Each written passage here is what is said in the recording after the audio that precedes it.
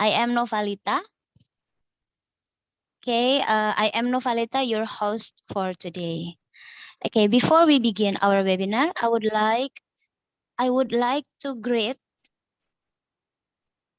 the President of Iela, Associate Professor Dr. Daniel Ginting, and also our keynote speakers, Dr. Heng E. Ho, Dr. Candidate Abdullah Farid, SPD, SAMM, MPD, and Dr. Yohanes Gatot Sutapa Yuliana, MPD. And also our beloved moderator for today, Dr. Dwi Vita Heriawati, MPD. The main theme for today's seminar is adapting and transforming the activity of the English language and literature teaching in disruptive era. Okay, before we start to the next session, I would like to remind the attendees to please mute your mic upon entry and during the presentation sessions, and also turn on your webcam during the presentation sessions and also the photo sessions. I would like you also to please ask questions concisely in a Q&A session by raising your hand to ask questions directly or typing in the Zoom chat room or YouTube live comments. And you can find the information on the slides and e-certificate in the WhatsApp group after the event. Okay, today is the event rundown for our webinar. First will be the opening ceremony and opening speech from the president of Iela. And then the main sessions consist of first, second, and third session. And then Q&A session, photo session, appreciation session, announcement, and closing. Okay, before we begin our webinar, let's show our respect to the country by standing up or sitting down straight and sing the national anthem, Indonesia Raya. Miss Ella, can you please share the video? Thank you.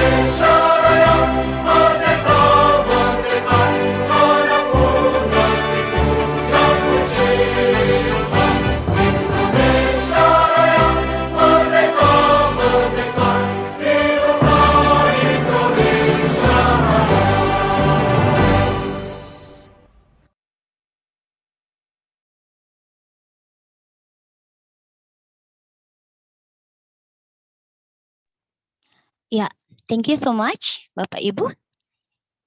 Now we are in the opening speech session. Without further ado, I would like to invite the President of Iela, Associate Professor Dr. Daniel Ginting, to deliver his opening speech. Time is yours, Pak. Thank you very much, Bulida. Good morning, everybody. Assalamualaikum warahmatullahi wabarakatuh. Salam sejahtera, shalom, Om Swastiastu, Namo Buddhaya, salam kebajikan. Everyone, first of all, let us give thanks to God for His grace and the opportunity for us to attend this Iela webinar. And surely I won't forget to mention and share my deepest gratitude with our three keynote speakers today. First, I'd like to mention Ms. Heng Yi Hao. She is from National Visit Collaboration Team member, Malaysian English Language Teaching Association, MELTA. She is also the lecturer of Social Science and Hospitality, Faculty of Social Science and Humanities, Tunku Abdul Rahman University College. Second, my colleague, Dr. Candidate Abdullah Fari. Mr. Fari is a lecturer at Universitas Islam Lamongan, and he becomes the board member of Iela. Next is also Dr. Johannes Gatot Sutapa Yuliana from Universitas Tanjung Pura. What a great pleasure, sir, to be with you, to be willing to present your presentation, and we're going to learn a lot from you. Thank you very much, Pak Gatot.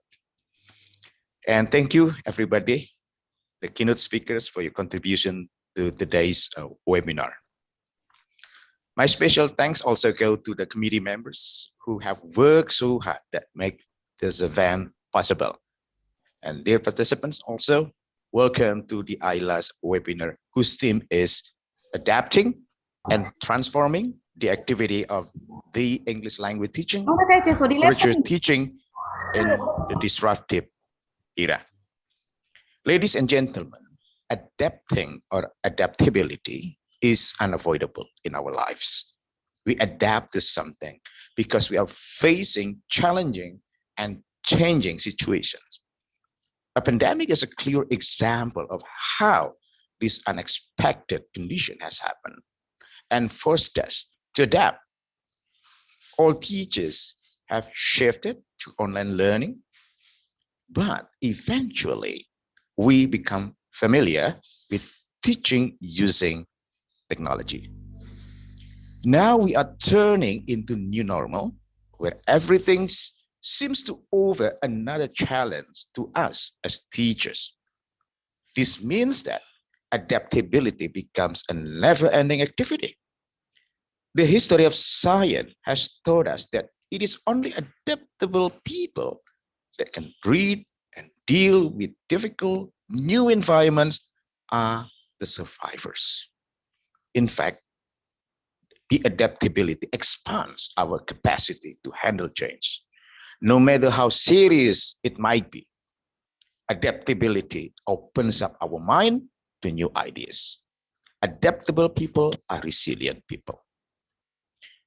Ladies and gentlemen, Iela is so grateful that this association still stands on its own up to now. As a new association, there are still many things to learn to do. Yet, within the challenging environment, Iela members have made some great achievement recently, such as book anthology, webinar, book talk, published article index in Scopus. Iela is not a competitor for other association. Instead, it serves a partner, welcomes everyone who is eager to expand knowledge and willing to do community service for everybody else, as mandated by three pillars of higher education, Tridharma Perguruan Tinggi. Ladies and gentlemen, once again, may this webinar be fruitful. Let us take advantage from our great keynote speakers today. Let us learn about how this theme, adaptability, adapting, make us convincingly. Once we assure ourselves that we all have it, it takes to begin to change process right within us. We will have unlocked more happiness for ourselves. Last but not least, enjoy the webinar. Wassalamualaikum warahmatullahi wabarakatuh. Shalom, salam sejahtera. Selamat pagi. Terima kasih. Assalamualaikum warahmatullahi wabarakatuh. Okay, thank you so much, Bapak Dr. Daniel Ginting. Okay, Bapak Ibu, now we have come to our main session. We have three speakers for this event. All are prominent figures and an expert in their respective fields. Please welcome Dr. Heng Yi Hao, I'm so sorry. Dr. Candidate Abdullah Farid SPD SE MM MPD, and Dr. Johannes Gatot Sutapa Yuliana MPD. This event will be led by our moderator, Dr. Dwi Vita Heriawati MPD. Please, Bu Vita, the session is yours. Okay, thank you, Bu Novalita Francisca. Good morning, Bapak Ibu. Assalamualaikum warahmatullahi wabarakatuh. I'm Dwi Vita Heriawati. I'm from Iela, Malang. Today I have I am as a moderator, and I would like to introduce our presenters for these sessions. Yeah, we have the prominent presenter for today. The first one is Miss Heng E Hao. Yeah, is it correct? I call your name like this, Miss? Yes. Okay, thank you very much. Ms. Heng E Hao holds a master education for specialization in English language teaching, a Bachelor of Language and Linguistics in UM, professional certificates in communication skill, Trinity College London, and a Japanese language and culture certificates.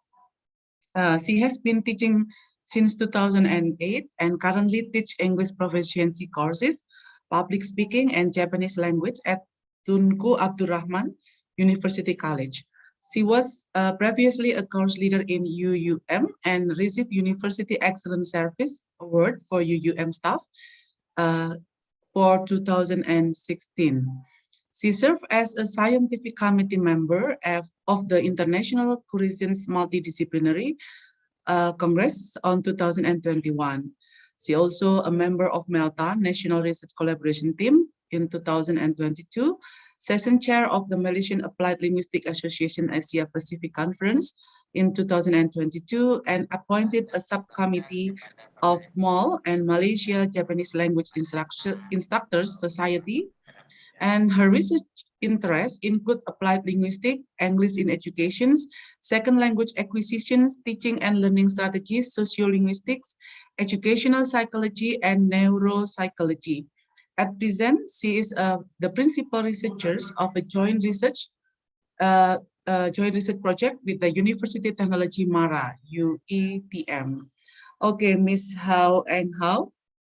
Heng E Hao, sorry, Miss. Yeah, Miss Heng E Hao, or should I call your name Miss Hao? Yeah, the time is yours. You have about 15 minutes for your presentation, and for the participants, I will collect your questions. Keep your question first until all the presenters presenting their materials.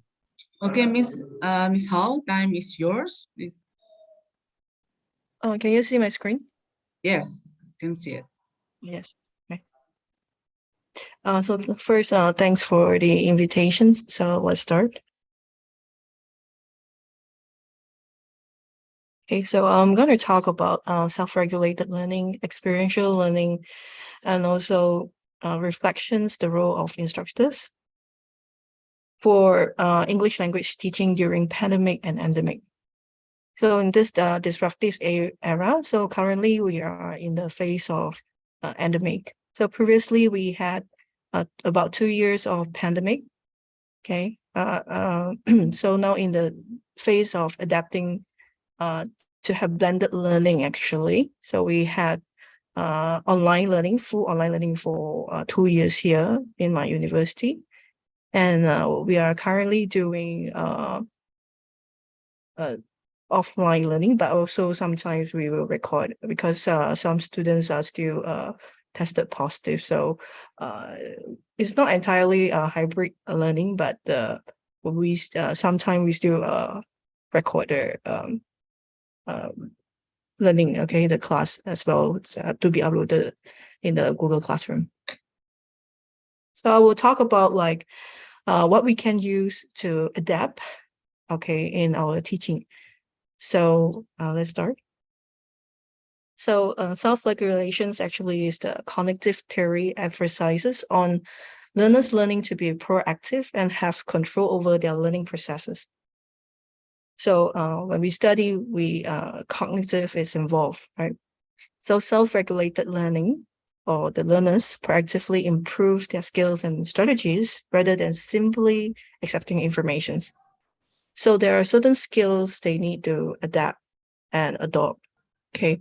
So cognitive theories are also based on assumptions that self-regulated learning is a cyclical process whereby the learners are able to set goals, implement strategies, monitor their progress, and modify their strategies when they realize the strategies do not work effectively. I'm talking about this is because there are some problems for weak students. They do not know how to self-regulate their learning well. So later I will talk about the problems and why this is important, okay? Interest in self-regulated learning and performance was initiated more than 20 years ago with the purpose of knowing how students control and shape their own learning process. When we learn, we always need to adjust from time to time. But because of the pandemic and also endemic, students who are weak or even they are new to this kind of learning, they are struggling actually to know how to set the goals. So we lecturers, we need to know how to train them. So later I will use a few methods, okay, that I also use in my classroom as well. Okay, so the interest has developed alongside general research of humans self-regulations. Furthermore, self-regulated learning has continued to grow in popularity because it highlights the independence of the students to be responsible for their own learning. So online learning is always independent learning. But of course, now sometimes we have hybrid learning as well. They have to hybrid mode. They have to learn by themselves as well. But anyway, let's continue. So currently the ability to self-regulate learning is perceived by educational psychologists and policymakers as an important component for learning, not just at school, but in all aspects of life. So particularly researchers are interested in investigating how children use their self-regulation processes, such as how they set their goals, how they reinforce themselves, and how they record and instruct themselves. So this general research has led educational researchers to investigate how the self-regulating processes influence academic learning. So we are looking at how this self-regulations, or so we call it self-regulated learning, to change the way they see things and how they learn. So basically, the cognitive theories views students learning as a continuous cycle. So it's actually a cycle. So students have to adapt according to the cycle. For me, I also guide the students in their learning through the cycles. Okay, so once students are capable of self-regulating, they will be able to control their thinking and adjust their behavior accordingly in order to achieve their goals. As we know that sometimes, okay, compare like when they're on campus, okay, compared to they study or learn at home, at times they might feel lonely, and also they have cannot learn much from their peer, okay, because of the physical and online setting. If they are able to learn uh, the skills, okay, we as instructors and also lecturers, we need to encourage them to interact because it's gonna help them connectively. So self-regulation is viewed as a cyclical process. This activity completed with the plus were used as a guide to modify performance in the environment. Okay. So it is actually a deliberate, evaluative, and adaptive process in which students cyclically modify how they approach tasks that they do at various times in various circumstances. Okay. So before I talk about this, maybe I'll show a bit this, the phases of a model of self-regulated learning. Okay, so self-regulated learning has been researched by a lot of people, but the most famous one of the most popular one is from Zimmerman. Okay, so he talked about, can I see? Self-control, okay, 3 phases. So something like this. This is a cyclical process that they have to go through. And in order for them to be able to learn effectively. Okay, this involves also self-control, self-observations, self-reflection phase, involves self-judgment, self-reactions. After that is task analysis, self-motivations, belief, and it will go back to the beginning as well. They have to control. Then the process is that students are not able to figure out themselves. So we have, as instructors, we are more experienced than them. We have gone through the same materials for many times. We try to, before we start teaching, we have backgrounds of academic backgrounds in able to teach and know about the knowledge, content knowledge. So, and also after years of practices, okay, and we know that how to get the answer faster, quicker, and more accurate. So, but the students, they do not know the process. And sometimes, especially online, it makes it difficult for them to be able to know how to adjust, how to control. Unfortunately, even at the university levels, you still can see students are struggling in time management or know where to get the answers. So that's why we instructors comes in to help them to reflect better. So, for example, in English language teaching, the students will need to learn on how to speak, right? Speaking, writing, reading, and listening. So those 4 skills. So for all the skills, some students are a bit weak at a certain subject. Okay, so for example, the one that I'm teaching, so for example, accounting students, they are generally quite weak in speaking compared to business administration's program students. You can see a huge difference. One is more outgoing in terms of they are able to speak out their mind, and the accounting students, they are more quiet. That's the general trends for over these years. So instructors is important to guide them to talk about it. So so let's continue this one. So self-regulated learning refers to learning that results from students' self-generated thoughts and behaviors that are oriented systematically toward the attainment of their goal. So there is a goal here. What we can do in order to help students to know their own behavior. Sometimes the students are not aware of their own behavior or what they need to do in order to achieve the goals. Okay, so for example, students who are not able to speak well in English, for example. So even though our university, we are using English to teach all the courses, some students, they are still weak in speaking, for example, and they do not know how to reach the goal. So we have to break it down and tell them what you need to do, to how to monitor yourself step by steps. Okay, so we can use this Zimmerman's 3-phase model that consists of planning, acting, reflecting, and to illustrate the process. So the action phase is known as the foresight phase. The learning process is known as the performance phase. And the self-reflections phase is when learners assess their growth and recognize behavioral changes. So according to him,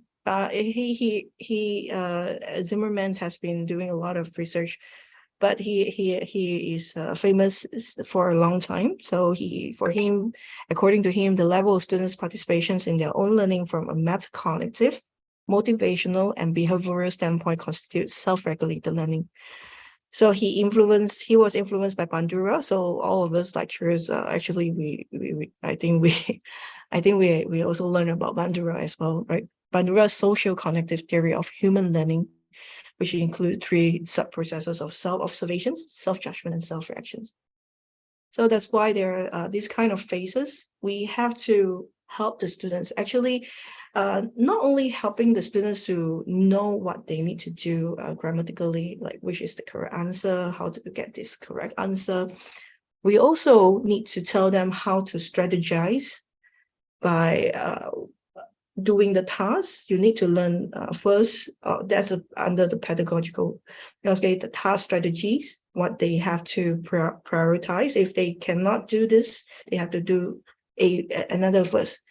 Okay, so they have to know how to evaluate by themselves. But weak students will always have problems in this. Academically strong students, if you gave them the materials and explained, something about it, they normally know how to strategize. Okay, so let's continue this one. So self-control, we have task strategies, imagery, self-instructions. Self-instruction is the students should be able to instruct themselves what they need to do. Okay, they have to know how to manage their time, environmental structures. Environmental structures, they have to know where to get the materials, for example. Afterward, I will show you some of the evidence that I have purposely requested my students to use it, so that after they have gone through the steps, I have seen quite a significant improvement in the academic grades. Okay, so the self-observation means that metacognitive self-monitoring. The students need to know how to monitor their own process. Okay, and also they have to record themselves. So one of the way is through reflections. Self-reflections phase is to self-adjust, to self-evaluate themselves and causal attributions. Self-reaction is to know the self-satisfactions of fact and adaptive, or instead of being defensive. Okay, the next phase is the task analysis. The students, our aim is like there are a few assignments. Okay, they have to set the goal by themselves, what they can do in order to achieve that. They have to also learn about the strategic planning for their own work. Okay, even though we are teaching, right? So there are many students in the same class. It doesn't guarantee that they will understand what we say, or they know how to break down the steps to achieve that. So that's why lecturers come into the processes of how to plan. So sometimes I will purposely to approach some students, especially the weak one. I will talk to them and see which process they need to do it. Sometimes I have to do it together with them. Okay, then I will show them. I use a think aloud method to show them how I get through, or how I should think in order to overcome certain obstacles. So we also have a self-motivations belief. That is also one of a very important part. When the students cannot perform, what we can do to make them motivate themselves. Okay. I also use certain strategies that I didn't put it here. That is emotional regulations. If you're interested, you can look into it. I use it as well. I make the students focus on what they can do, so that they can shift their focus to what is manageable. When they see their own results and they kept thinking about why I do wrong, okay, I'm so stupid. Some students will have this self-talk, the negative self-talk. We want to shift this focus to what they can do, something manageable. When they shifted their focus, then they have the motivations to do it. I train them using ZBD as well. Okay, so the outcome expectation is also important. We have to remind them what you want. What do you want? Do you want to pass?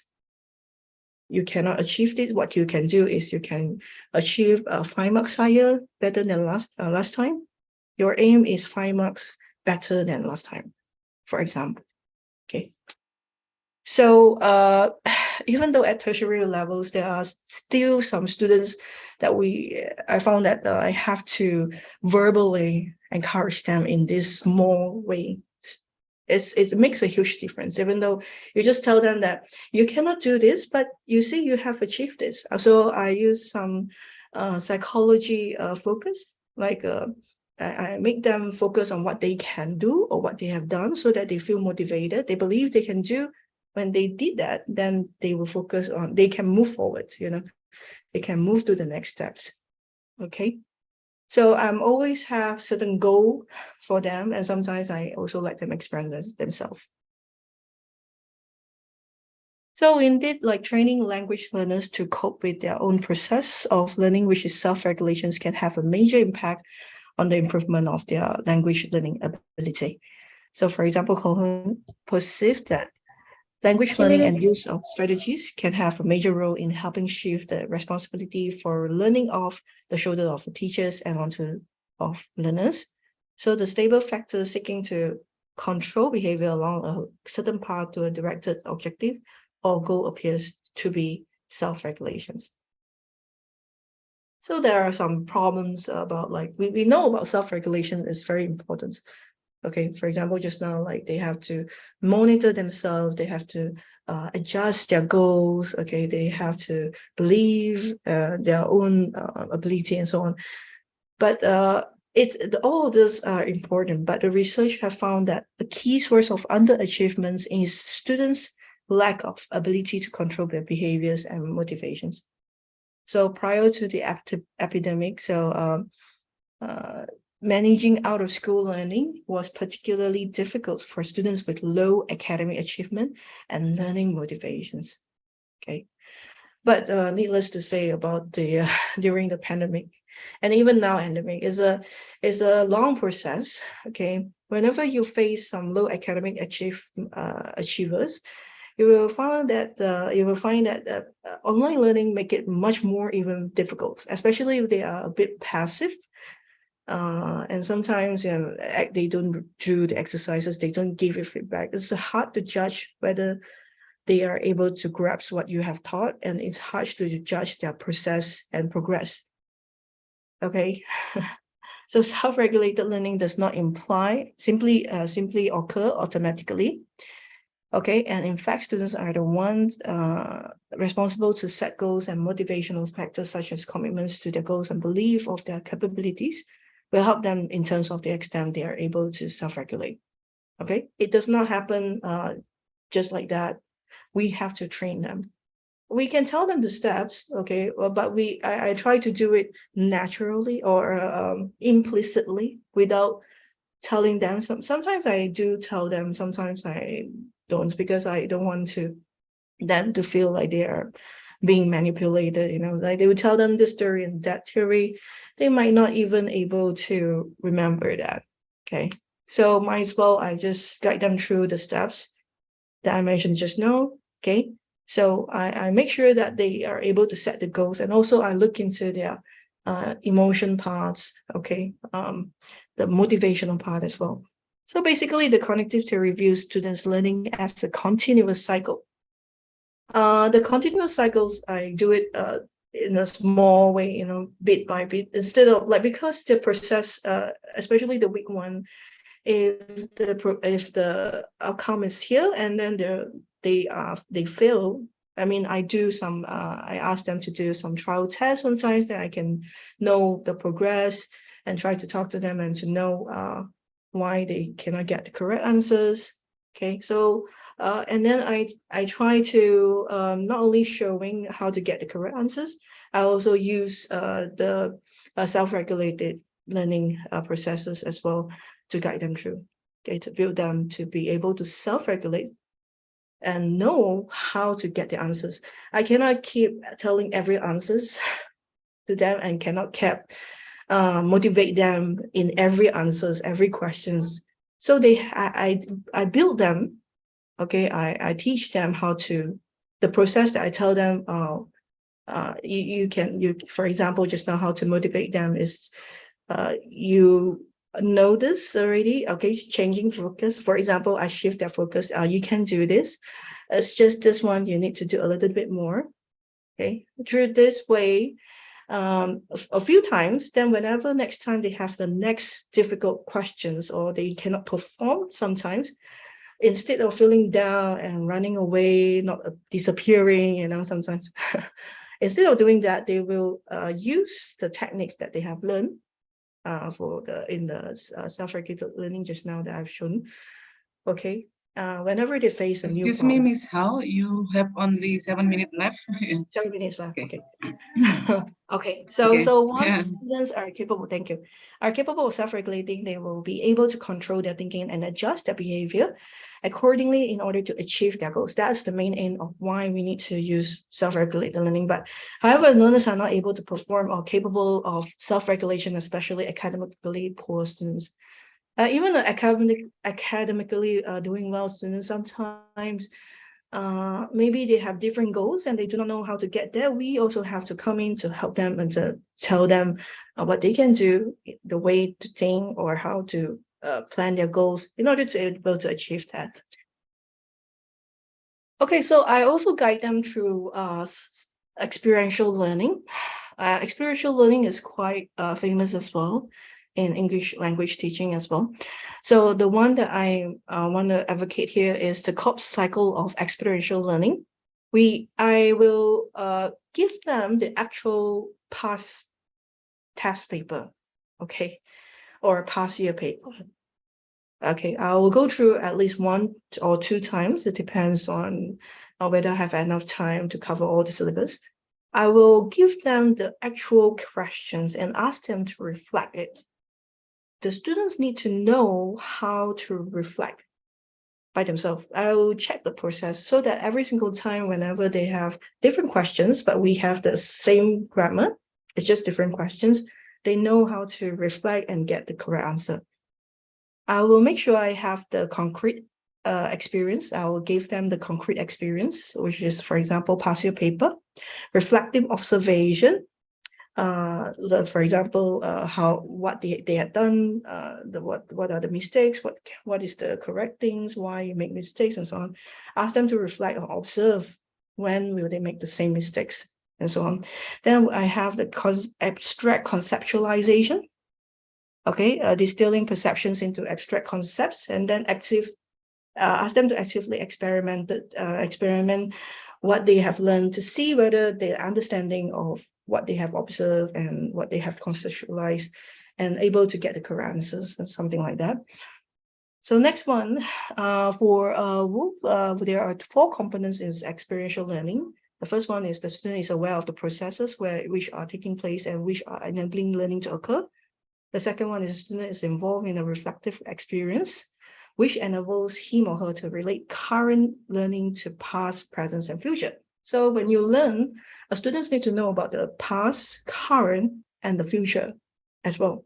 That is the reflective experience that they should have gone through, even if these relationships are felt rather than taught. Okay, feeling is important as well, even because they are not too sure when they first time do something, they are not too sure about the process, the feelings is important as well to help them to go through the process. The experience and contents are personally significant. What is being learned and how it is being learned have a special importance for the persons. So I also asked them to tell what's the personal experience and so on. So there is an involvement of the whole body or whole self. So for example, body, thoughts, feeling, actions, and not just the mind. So doing body to the write out, okay, or speaking, for example, speaking test, they have to go through the whole process. They have to use the body of writing, use of write, listening. I will involve the physical part as well to engage with the materials, to engage with the questions and so on. So that is experiential learning that I have used and is proven to be very successful. Let's go to the next one. So the Iela stated that experiential learning is not only enable the building of social skills, work ethic, and practical expertise, but also building deeper understanding of the knowledge builds the capacity for critical thinking and applications of knowledge in complex or ambiguous situations, supports the ability to engage in lifelong learning. The way of self-regulated learning, experiential learning, is lifelong learning. We are guiding them the process of how to do it.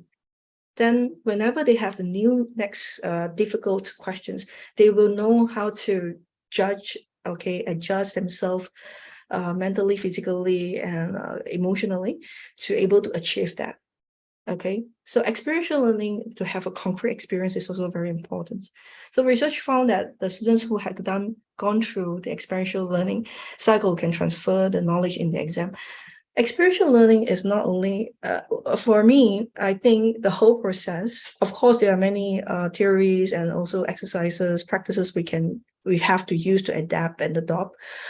But personally, I always use self-regulated learning, experiential learning. They are all crucial. And the next one, okay, so the examples of experiential learning activities correlating with the learning cycle. For example, you can talk about group problem solving, okay, group project experiments. Okay, the second one, the process is formal lecture, thinking tone, okay, visual aids, and so on. Due to time constraint, I'll move to the next one. The reflection is part of the things that I mentioned in the experiential learning and also the self-regulated learning. Excuse me. But reflections, there are a certain stage as well, according to give reflective learning, reflective cycle model, which were being used extensively. The first stage is descriptions. Okay. The second stage, there are a few stages. The first stage is descriptions. This often lead to the question of what happened. So when I guide the students in reflecting the whole process, whether it's writing, listening, speaking, or reading, the persons who reflects needs to write what happened and the involvement of the incidents in the reflections.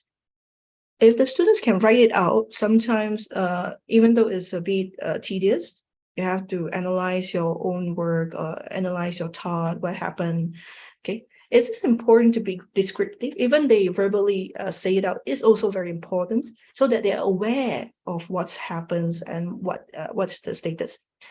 The second stage is feeling. Feeling is also important. Okay, feeling, which is what you are thinking or what were you thinking and feeling at the time when you're doing the exercises or exams. This requires the reflections on the thoughts and feeling about the experiences. The third stage is evaluation, which is what was good and bad about the experience. This is to discuss about the good and bad part of the experience, which lead to further explorations of the individual experiences. This could be observing oneself experience or own observations on others. I always encourage students to look at that students, for example, or look at some role model that we have in our society. Okay, this person. Okay, three more minutes, Miss. Okay. 3 more minutes. Yeah. Thank you, Okay. thank you. So, for example, failure is inevitable. Okay, so I will tell them, okay, look at this person's fail, but after eventually like successful, the process, what they have done, so on. That is also it's very important to let them understand that they are not the only one. They are not alone. Okay, like classmates and so on.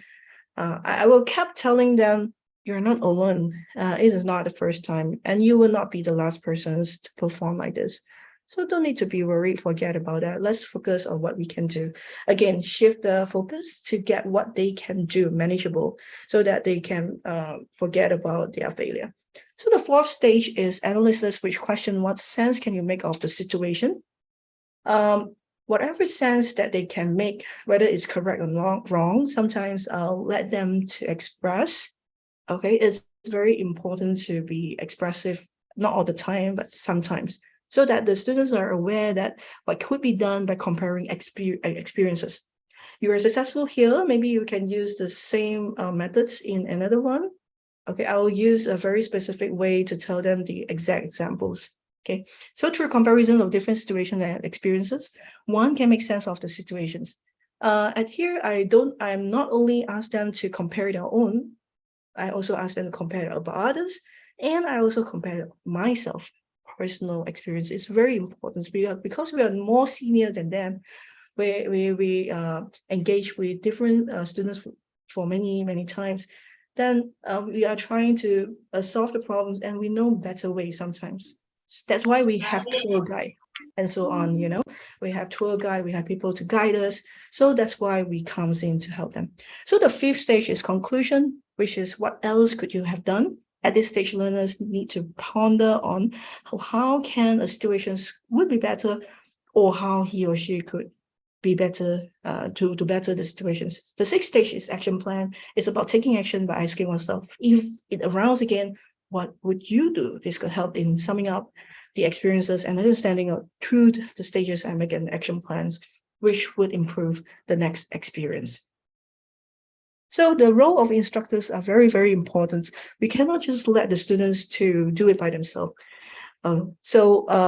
If we study the ELT, we know about the ZPD, very famous zone of proximal development. Vygotsky believed that people learn to self-regulate through control of their own actions. Okay, so ZPD, zone of proximal development, is through interactions with adults in the ZPD. The learners, well, not only adults, like the seniors learners, okay, like for example, like us more senior than them. In the ZPD, the learners make the transitions from behavior regulated by others to behavior regulated by themselves, or in other words, self-regulated learning. Exposing students to collaborative thinking aloud is important. That incorporates genuine peer interactions can promote higher depth and breadth of verbal reports regarding readers' comprehensions of text, stimulate more use of reading methods, and result in more engaged reading. Think aloud methods is also important, so that you observe your own process and also about others, so what the feelings as well. Okay, so according to Bundy's cognitive theory, a person is impacted by reciprocal interactions with behaviors and environmental factors due to the behavior and contextual changes that occur during learning. Self-regulated learning enhances reciprocal interactions. So interactions is also very crucial. We roll the role of instructors just now. Due to time constraint, I'll go down summarize it. When I explained just now, I also told you what instructors or lecturers can do in order to help the students, right? So the verbalizations of thought while carrying out an action is known as thinking aloud. When using this approach, participants are advised to report spontaneously and without interpretations or analysis everything that across their mind as they work on a task. So thinking aloud has been accepted as a legitimate and even crucial method in the study of human cognition, and have scientifically proven that it can help in the education as well as cognition.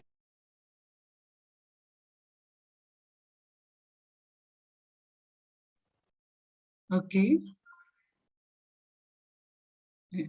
You are still muted, Miss. Okay, sorry. Okay, so I'm almost done, is it? Okay, so last Okay. one. Okay.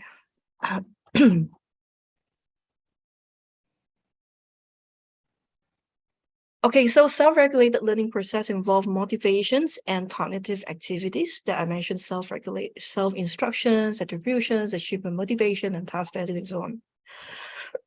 Self-regulated learning involves three interconnected sub-processes that I mentioned in the before this. So that's my suggestions. Okay, and also based on the research, is shown that it's proven to be very effective. Even in the endemic or pandemic that you can use. Well, online learning may be a bit much more difficult, but endemic like now, or offline learning now, that most of the university are adopting now. Okay, blended learning.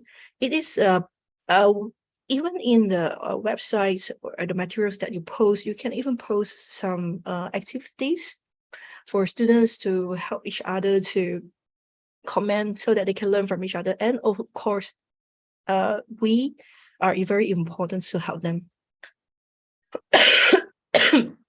So schools need to invest more into fostering skills for self-regulated learning.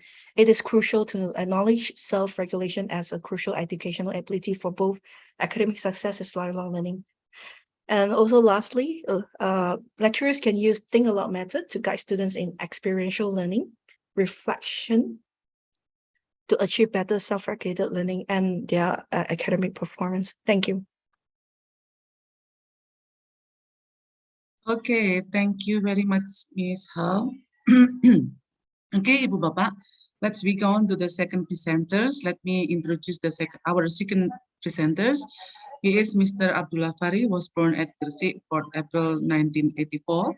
He is a lecturer of English Language Education, Faculty of Teacher Training and Education, Islamic University of Lamongan. He graduated from Islamic University of Lamongan and also from Mahardika Surabaya College of Master Degree on Academic Management and Islamic University of Malang for Master Degree on English Education. His major interests cover TEFL, language teaching and language assessment. Okay, Bapak Ibu, Mr. Abdullah Fari is ongoing students at doctorate programs, educational technology in 2020 in State University of Malang. Bapak Ibu, please welcome Pak Abdullah Fari. Pak Abdullah Fari, time is yours. Okay, thank you, Ibu.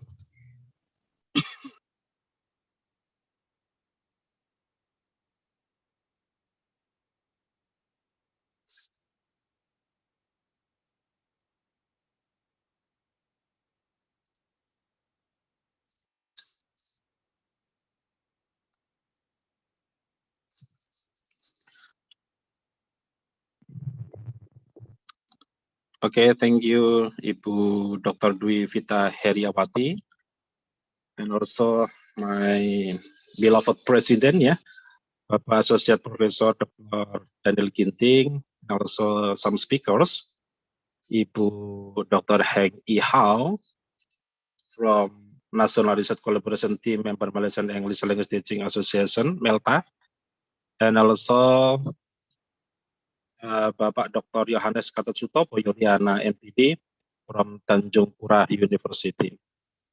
Okay, Bu Vita and all of the participants, can you hear my voice, Bu Vita?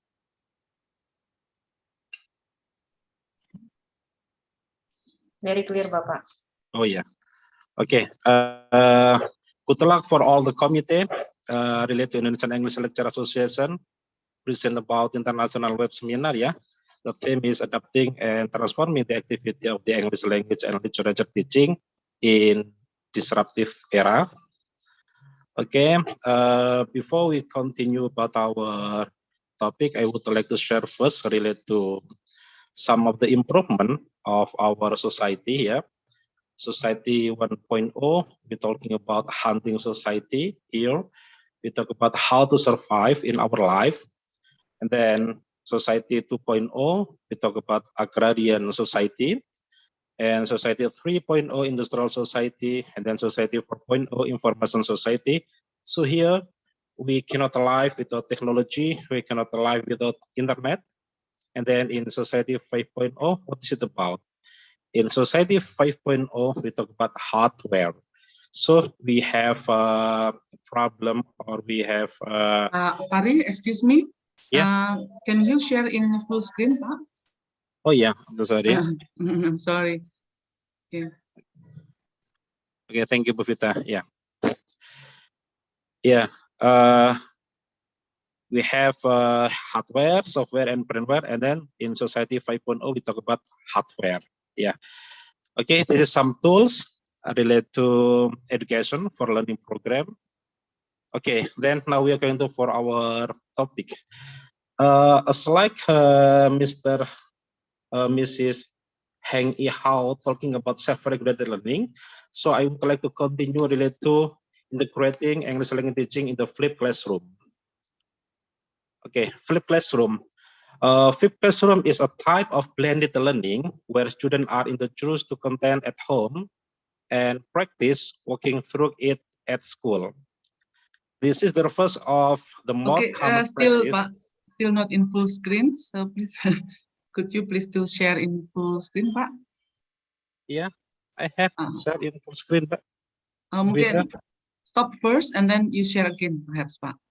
You can stop first for sharing and then you can share again, because in our screen is not full screens. Okay.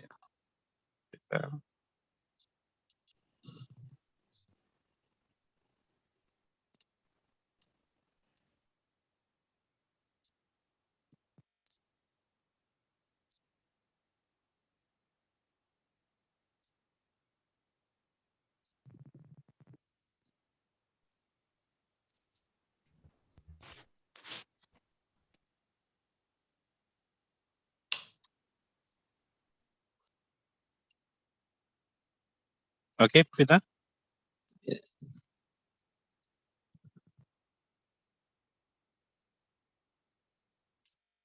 Okay, Bu Vita, is it enough in full screen? Not yet, Pak. Not yet, Pak. Still in. Perhaps you can click this one. The full screen is still not in full screen, Pak. Sorry, I'm so sorry. Still not in full. Share screen ya.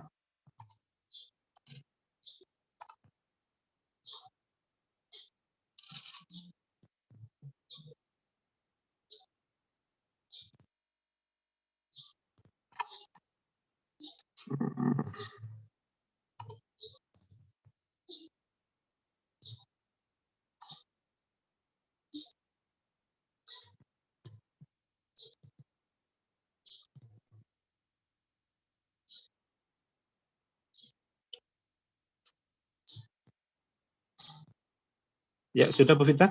Belum? Belum. Coba buan aja Bu Bu Lita. Can you Full help screen, me? Share mungkin screen ya. full screen dulu, baru di share kali Pak. Full Oh, screen dulu, baru di share.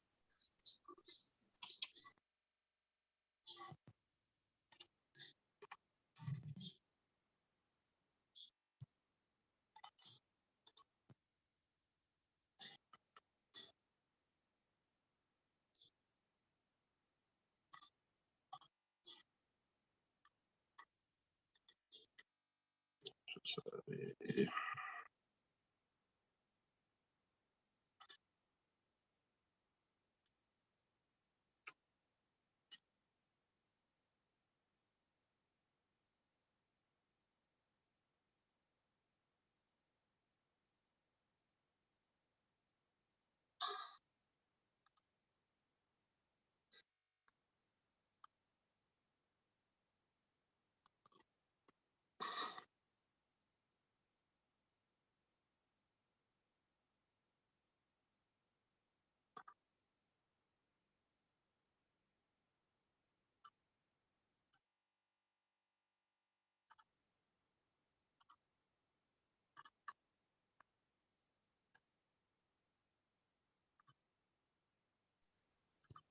Let us handle Pak Fari. Iya, iya Bu Yeah. Nikolita. Let Bu Ella helps. Please, Bu Ella.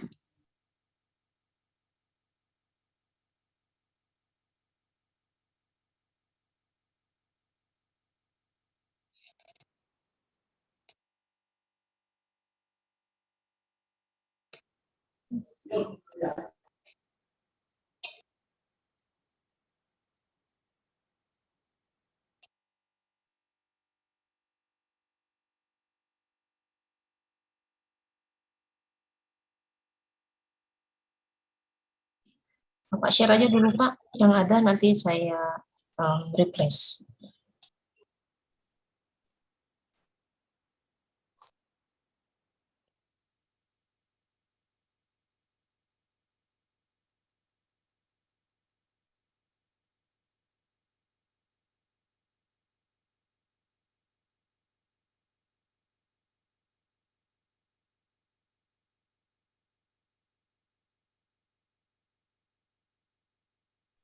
Okay, what about this, Pak Fari? Ya, oke.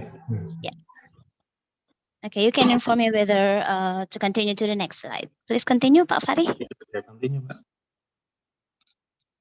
Continue, Bu Lita. The next, Bu Lita. Oke, next, Bu Lita. Next. Next. Oke, next. Next, Bu Lita. Yeah, relate to integrating flipped classroom, English teaching in flipped classroom. Okay, now we are going to read the definition of the flipped classroom. Yeah, a flipped classroom is a type of blended learning where students are introduced to content at home and practice working through it at school. This is the reverse of the more common practice of introducing new content at school, then assigning homework and projects to be completed by the student independently at home. So if we talk about flipped classroom, this is two activities, pre-classroom and also in classroom. So they have to work at home first before come to the class. So we talk it flipped classroom. And then some of the advantages related to flipped classroom.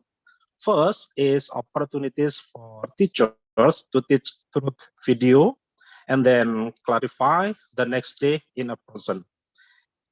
Improve student access to content, potential for family support, emphasize on student self-direction, ongoing access to content for all students, review students, absent, etc.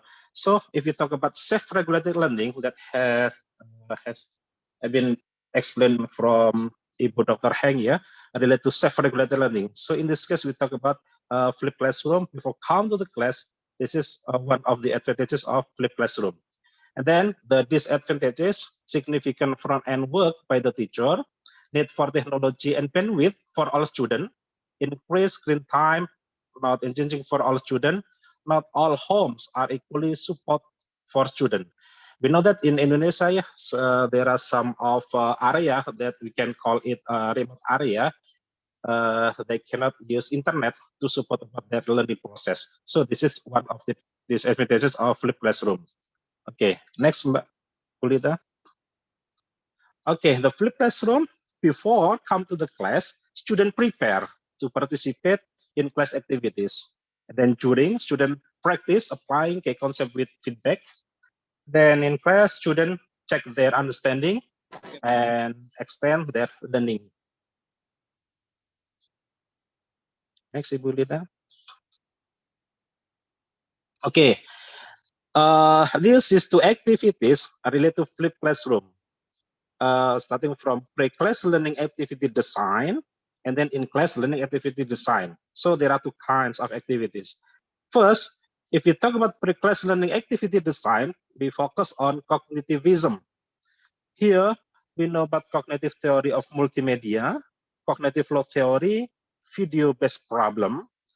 And then after we give or after student construct of their cognitivism, hopefully the student can self-regulated strategy, and then self-directed readiness, and then after that evaluating lower order thinking skill, working in individual, and then also teacher presence. Then we are going to for in-class learning activity design. Here we talk about constructivism. The teacher has to construct about their understanding before come to the class. After the student understand or they learn by themselves or relate to cognitivism, they come to the class, then the teacher is guide them to construct about their understanding before come to the class. In this case, we talk about active learning approach, problem solving, and then also self-regulated learning strategy, metacognitive strategy, then evaluating problem solving skill, working in small group, and self-directed process. This is face-to-face learning activity. Okay, next, Ibu Dita. Okay, pre-class learning activities.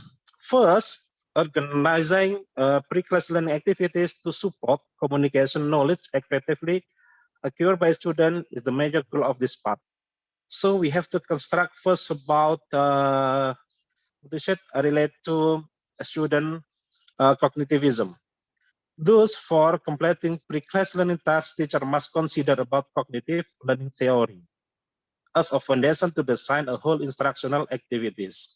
And then the second is suggests that before creating video-based problem, cognitive theory of multimedia and cognitive load theory become fundamental consideration to produce a video-based problem that appropriate with the student needs.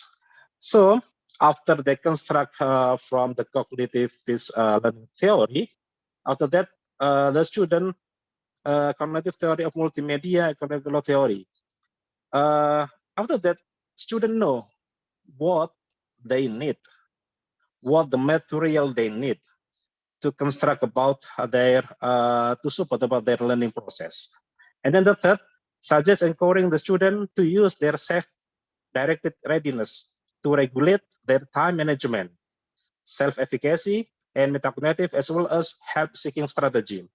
So in this case, in the third step, we talk about self-regulated learning. As like Bu Heng Ao say that it is about self-regulated learning. The student can manage their time well. The student know what are they need. The student can construct about metacognitive and the other related to support about the learning process, to support about the learning goal. And then the last circle suggests that when a student works individually at home, the teacher presence in online learning activity is unnecessary. For example, teachers not only can scaffold students who need their help, but they also can evaluate the student lower order thinking skill. We know that not all of the students can do about the self-regulated learning. I mean that relate to the background of knowledge. Not all of the students have the same background of knowledge.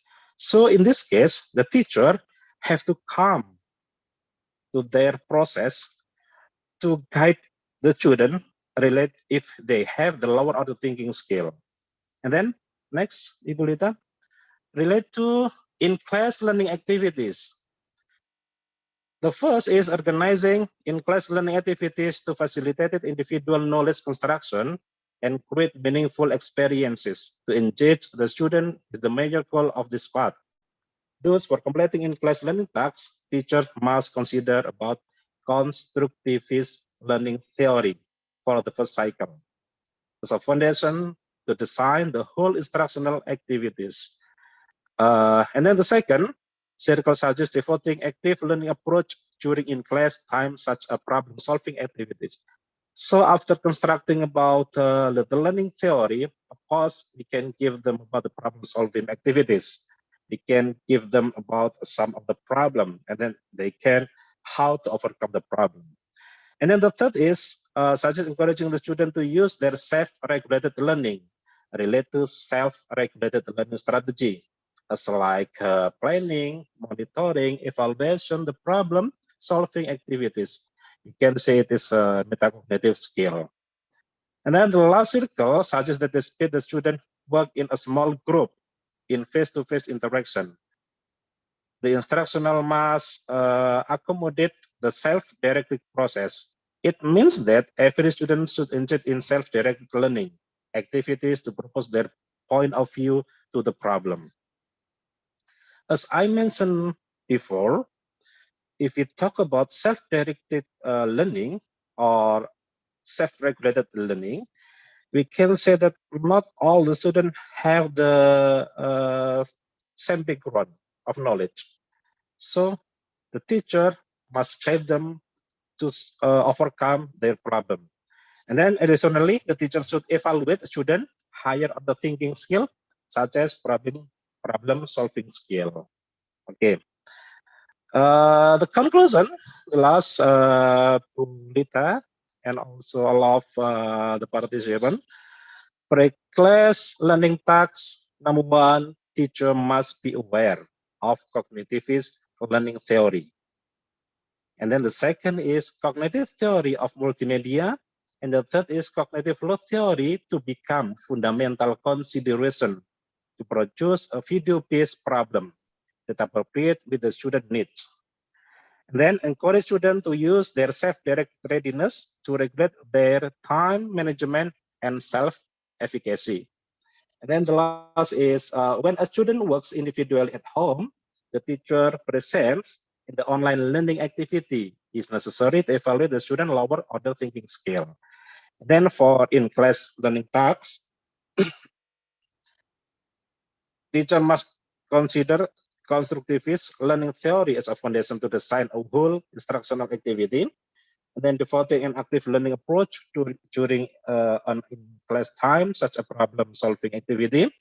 Encouraging the student to use their self-regulated learning strategy, such as planning, monitoring, evaluating the problem-solving activities. And then this speed, the student collaborate as a group in a face-to-face interaction. The instructional must be a self-directed process. It means that every student in the group should be encouraged to use their self-directed skills to propose their point of view to the problem. And then the last one is The teacher should evaluate student higher order thinking skill, such as problem solving skill. Okay, thank you, Bu Vita, Bu Dita, and also all of the committee and all the participants. Thank you, Bu Dita. So sorry. Okay, thank you very much, Pak Abdullah Farid. Okay, Ibu Bapak participants, you have to keep your questions for a moment. Then we go to the third presenters today. Okay, let me read the biography of our third presenters. Bapak Dr. Johannes Gatot Sutapa Yuliana MPD was born in Klaten, graduated with a Bachelor's of English Education Study Program at Tanjung Pura University in 1991. He got Master of English Education Study Program at Malang State University in 1997 and Doctor of Vocational Education at Yogyakarta State University in 2012. His experiencing sandwich light on vocational English education program at University of Illinois Urbana-Champaign, USA in 2010 and professional development supervisor at Kansas State University, USA in 2019. He was also active in international conferences such as Unimas Kuching Malaysia, USM Penang Malaysia, Mikolek UPM Tanjung Bungar Penang Malaysia, UETM Pulau Mara Penang Malaysia, and Richlands Community College, USA. Study visit to Singapore in 2009, 2016, 2019. Currently, Dr. Gatot is a permanent lecturer in the English Master Education Study Program at Tanjung Pura University, Pontianak. His areas of expertise are EFL assessment, approaches to EFL researchers, TEVL methodology, public speaking and essay writing courses. He is also active as a BNSP certified trainer at LPPM Untan. Okay, Ibu Bapak, please welcome our third speakers, Bapak Gatot Sutapa Yuliana. The time is yours, Pak. Thank you very much, Ibu Dwi Vita, and thank you very much for the participant being loyal in this seminar, international web seminar. Okay, all right. Yeah, my voice can be heard clearly? Very clear, Bapak. Very good. Thank you very much. Now let me share my slide. Actually, the topic is always in line with the first speaker and also the second one. Let me show you my slide. Okay. Yes. Is it clear? Can be seen over there? All Yes, right. Bapak. Okay, good. Yes, yes, sir. Yeah, self-directed learning. That is my topic, covering the power of adapting personal autonomy for English teaching in disruptive era. Yeah, this is good, and this is very strong scientific imagination for the student to be in the future, at least to make them having ecosystem to be able to survive in the future.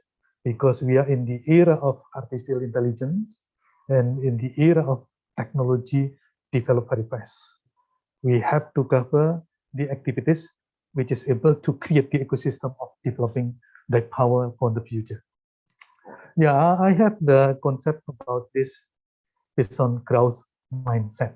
Okay, we know that personal performance is very important right now. We can have the data that digital native learner right now do not like to read long terms, do not like to read manual.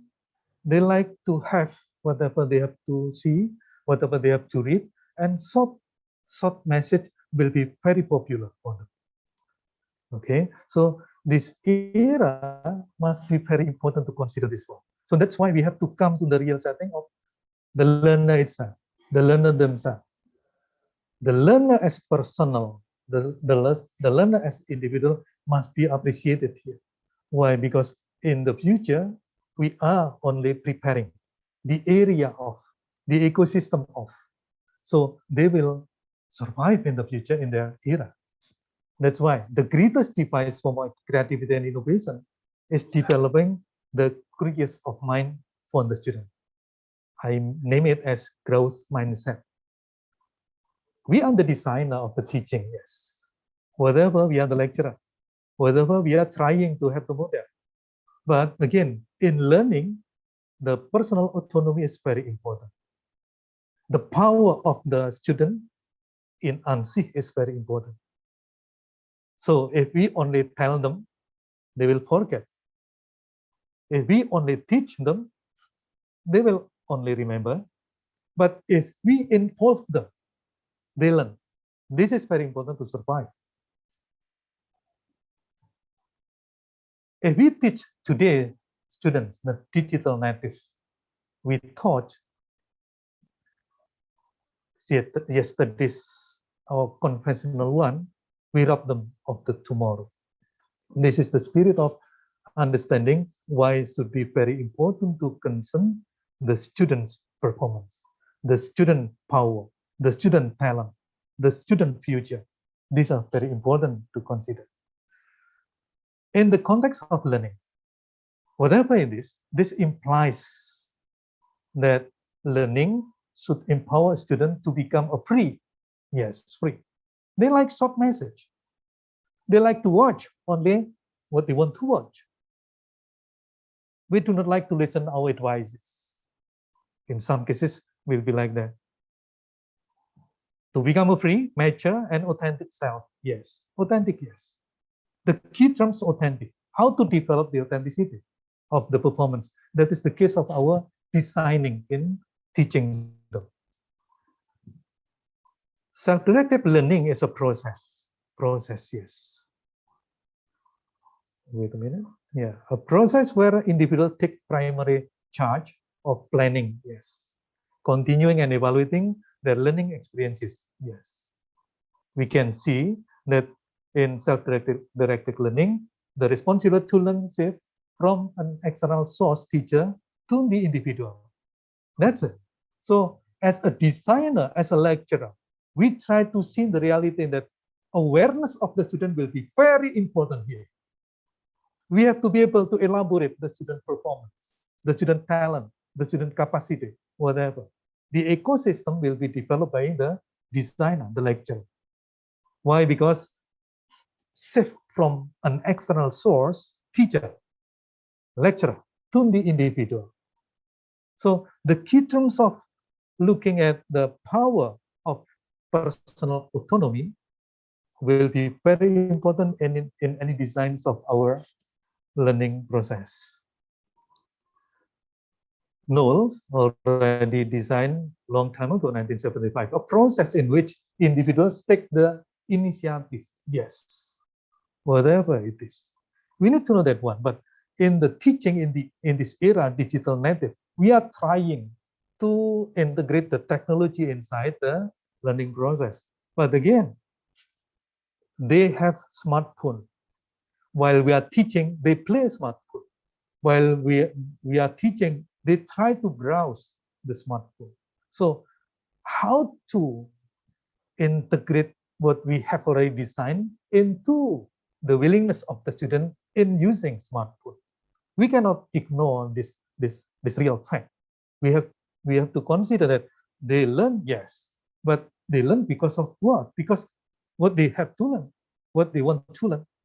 In some cases, the designing will be forgotten and ignored. So that's why we try to analyze, we try to elaborate the spirit of personal autonomy of the student will be integrated in our teaching. With or without the help from others, okay, in diagnosing their learning needs, formulating goals, identifying humans and material resources, choosing and implementing appropriate learning strategies, and evaluating learning outcomes. This is our design. But whatever it is, we need to consider the real native digital learners. The spirit of living in digital learning system. The spirit of surviving in the next 5 years. We do not know, we cannot visit at a time, but we try to bring hot, high-order thinking skill, the process of thinking, respect the brain, develop the mind. So the growth of mind will be very important to elaborate the student awareness. They have to learn, they have to survive. What to do? We are preparing the design by ourselves as a design lecturing, something like that, must be very clear. Positive relationship between self-directed learning and internal locus of control, motivation, performance, self-efficacy, and support. Educators need to use, self-directed learning to promote lifelong learning skills in students. That's it. So I just want to underline this point. This is the era of artificial intelligence. This is the era of technology, robotism. Okay, if we only teach the student by presenting the conventional one without giving the strong awareness to the student to survive in the future, we will lose the moment. Why? Because everything will be taken by artificial intelligence. Counting, calculator already taken. Memorizing, the internet already presenting everything needed. So this will be very important for us to check in what case they will be powerful. The powerful one will be in the personal performance autonomy. So we have to maximize, we have to empower the spirit of working as individual. So if they have already been reached, they will work, they will distribute, they will share to the area, the student base. Project will be there. Project base will be there. Collaboration. Project will be conducted by the student who has already been rich in developing his or her mind. So in the process of thinking, high order thinking skill will be very important to create the ecosystem of life. If they have already been in the area, so project working together, collaboration will be automatically developed. Why? Because they have something in his head. They have something in his mind. By having a lot of things in the mind, they will be ready to distribute and to elaborate what they have already understood. That is the power of personal autonomy if it is managed clearly. And the management here, the co-learner here is the lecturer, the system of teaching and learning.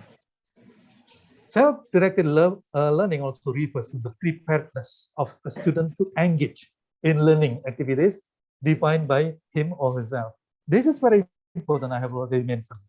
Student will be very happy to study if he likes to study. Student will be able to read if they like to read. So I have already told you, manual will be meaningful if it is being read in class 5 minutes before the teaching. They have to read before doing the activities of checking the object. So literacy will be very important to develop, because by giving the literacy, reading, we are giving them the original authentic inputs for developing their brains. That is very important. Student to engage in learning activities defined by him or herself rather than by a teacher, yes.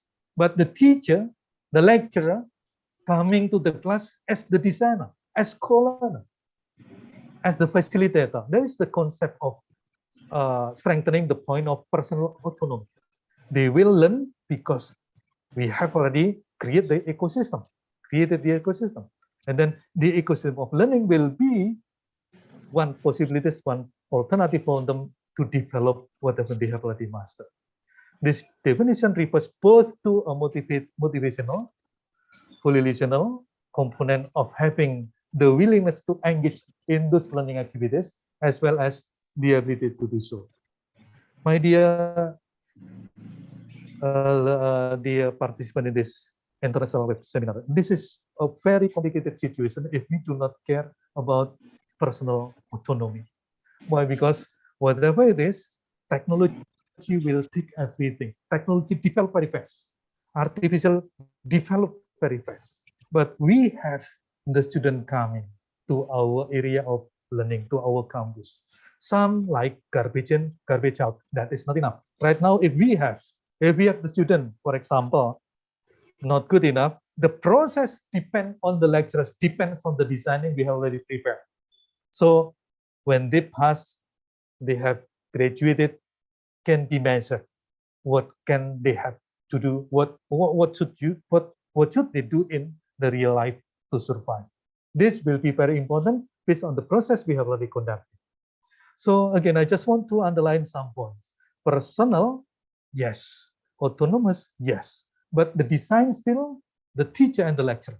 So the curriculum, the syllabus, the RPS must be designed as real as, context as, contextual as, whatever we have in the target of our teaching and learning in the real setting of the future prediction. We can have the other point here. Personal autonomy represents one of the principal goals, yes, of education in all settings and all ages, whatever. Can be from the elementary, can be from the junior high school, senior high school, and now in the area of university level. Self-management is the willingness as well as the ability of the learner to manage his or her own learning. And this is the core point for the digital era. Computer must be used by the student, not computer take everything from we have or the student have. That is not enough.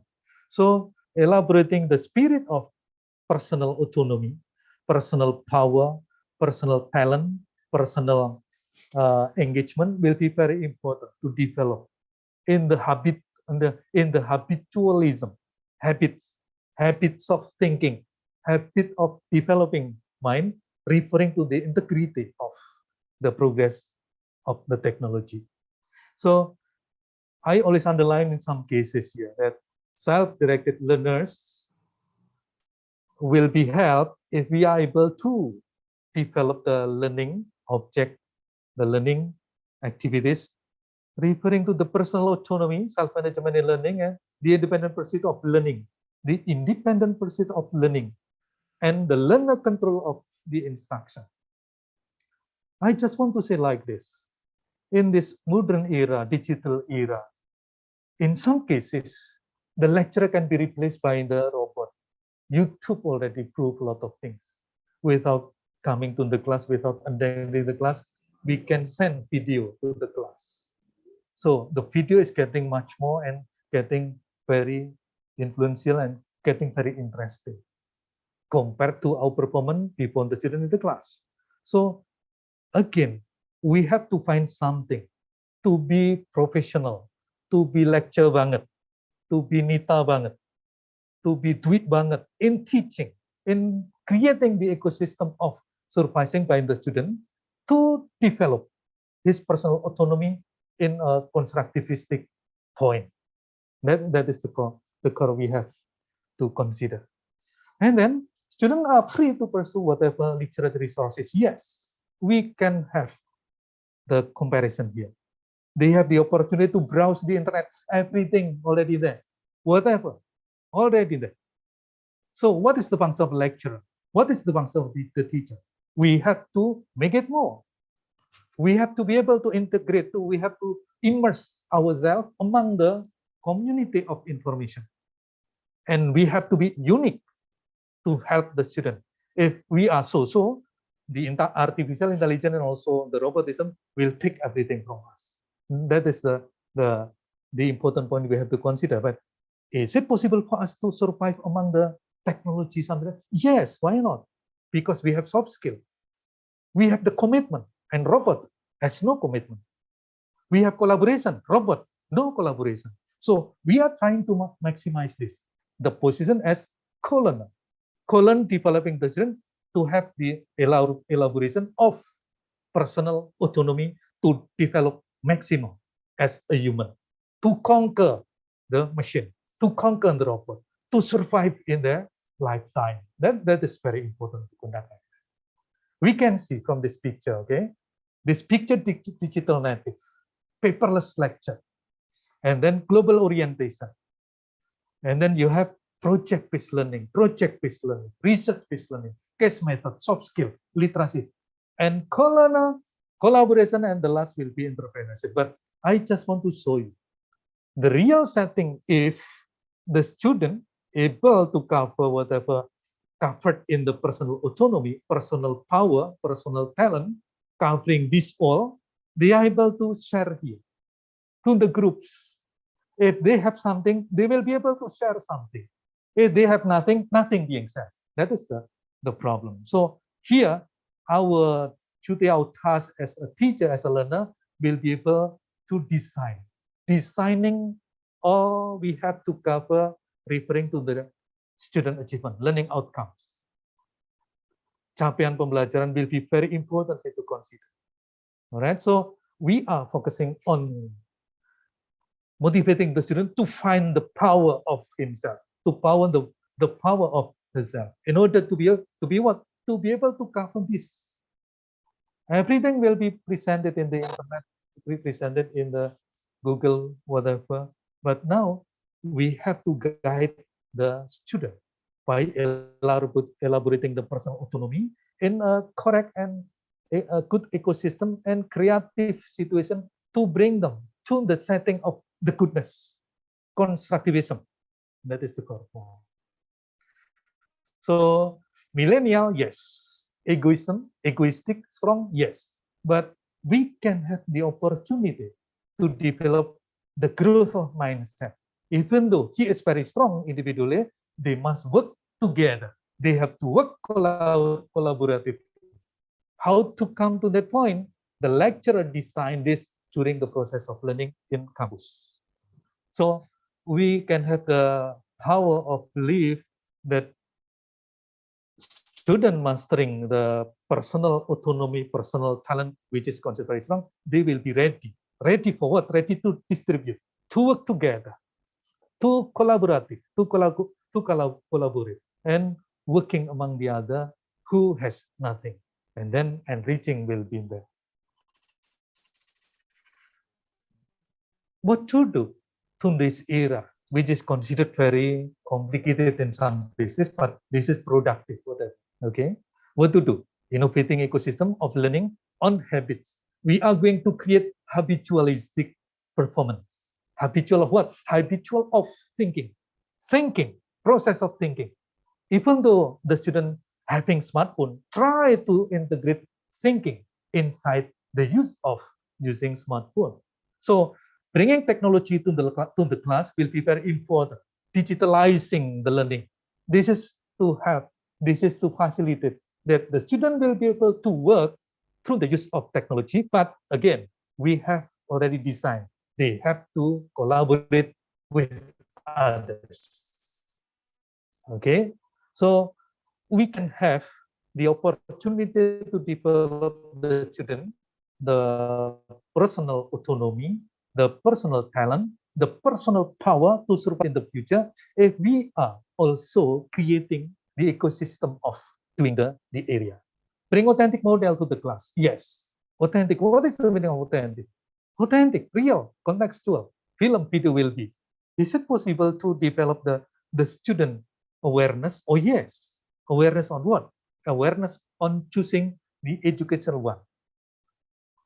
Too many videos in the internet, but we can have the opportunity to bring them to the area of constructivism, and then in the future they will be able to develop whatever they have already got. Why? Because by reading, if we design the program in the class by reading, so by reading the student will have authentic inputs to develop in his brain, in her brain, authentic input. And this must be stimulated by the teacher, the lecturer. If coming to the class without reading, yeah, this is okay. But in some cases, it will be very important for us to support them, to have input authentic. And then bring authentic model. Oh yes, this will be real. They study the real thing, the real object. This will be interesting and stimulating the student. This will be updated project. Bring contextual localized material to the class. Oh yes, we have to bring this in order to support the student to be able to think. We have something very special. Special word. We have very delicious food in the world. Rendang, for example. Why rendang very delicious? This will be a localized material to expose. Now start to write about food, which is considered very popular. And the student will try to find what is from Malang, which is considered very delicious. What is from Banyuwangi, which is considered very delicious. In West Kalimantan, we have bubur pedas.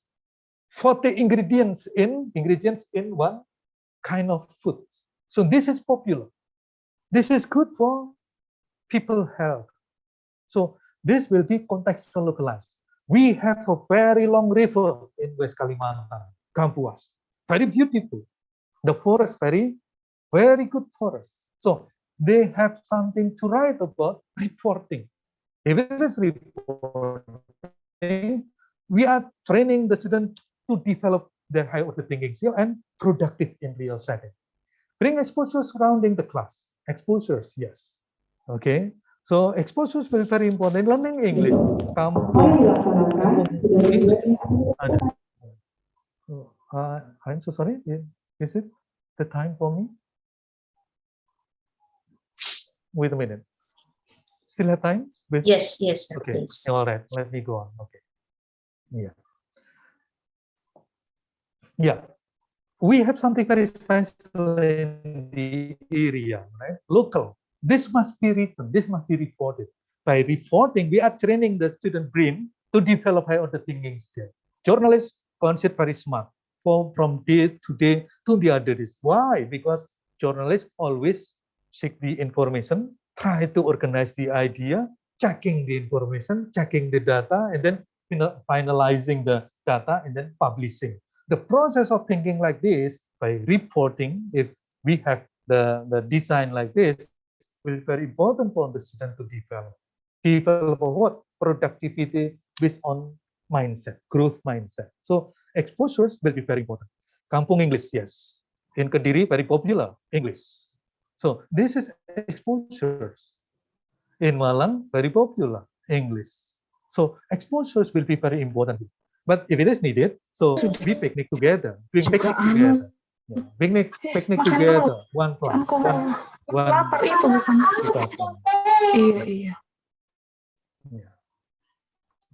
And then bring observation activities to the class. Brain will be treated maximum if it is designed in the real setting of observing. So the culture of teaching the student in the class for digital native must be referring to the observation. Observing, getting the data, start to talk. Observing, getting the data, start to write. Writing without data will be hoax. Speaking without data will be hoax. So this will be very important to ask them to create the ecosystem of observing. So the student will be ready to have good training for their brain in order to grow his or her mindset and then develop in the future. Okay, we cannot give money, we cannot give car, but giving the way of thinking, the process of developing brain will be much more important in the future. So digital, yes. Digital must be used, yes. Digital must be in the real setting of life, yes. The community, the student must be able to use the community. So bring soft skill to performance modeling. That is not only making the completeness of the activities in the class, but soft skill, being firm, being ready, being able to collaborate, being able to have good communication, something like that. This can be another performance to support the student personal autonomy, develop normal, develop maximal. Modeling will be very important. Modeling of what? So the teachers, the lecturers will be also very important coming to the real setting of being a model in the class. Who is the lecturer? Miss Twita. So Miss Twita must be Miss Twita banget. What is banget? So branding will be very important. That is the way how to teach the language. That is the way how to perform. And the student will have the real model without let's see me or something. No, look at me. No needed. By coming to the class with a very professional setting of teaching, and then the student will be very happy. Modeling, discipline coming to the class, the student will be in the area of having the imitation of style of life. So soft skill, this will be very important. Developing, train the student, and also developing the future of the student in order to be able to cover the reality of life. Soft skill will be full of energy and energizing life, energizing the brain already developed by having a lot of inputs, and then start to produce written, spoken activities for that. Bringing the thinking habits, that is very important. Habits of thinking.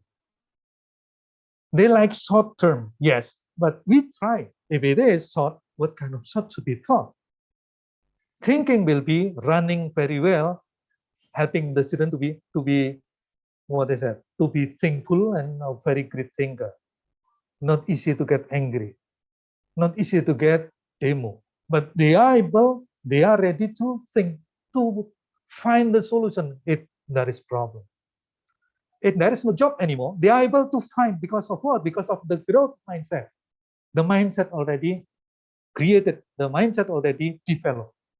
If in the future, no job, for example, they are ready to think, I have to choose, I have to create by myself. So the spirit of this will be very important. And then bring innovative and creative energy, calling life teacher. Yeah, we are trying to be a good teacher, to be a good lecturer. Coming to the class, not as tukang dosen or tukang guru, even tukang sarjana, but we are calling life teacher.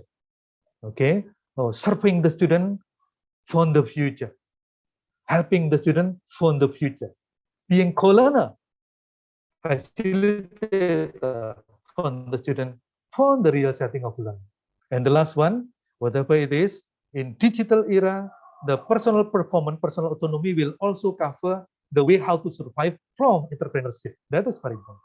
Everybody has this talent to sell something, not only selling the object, not only selling things, but also selling the cleverness, selling the professionalism, noble, right? But the concept of entrepreneurship can be one of the possibilities for developing personal autonomy. Again, I just want to underline, the most important part here, the lecturer is the real designer of the ecosystem learning in developing the student of personal autonomy for life in the real setting of digital era. Okay.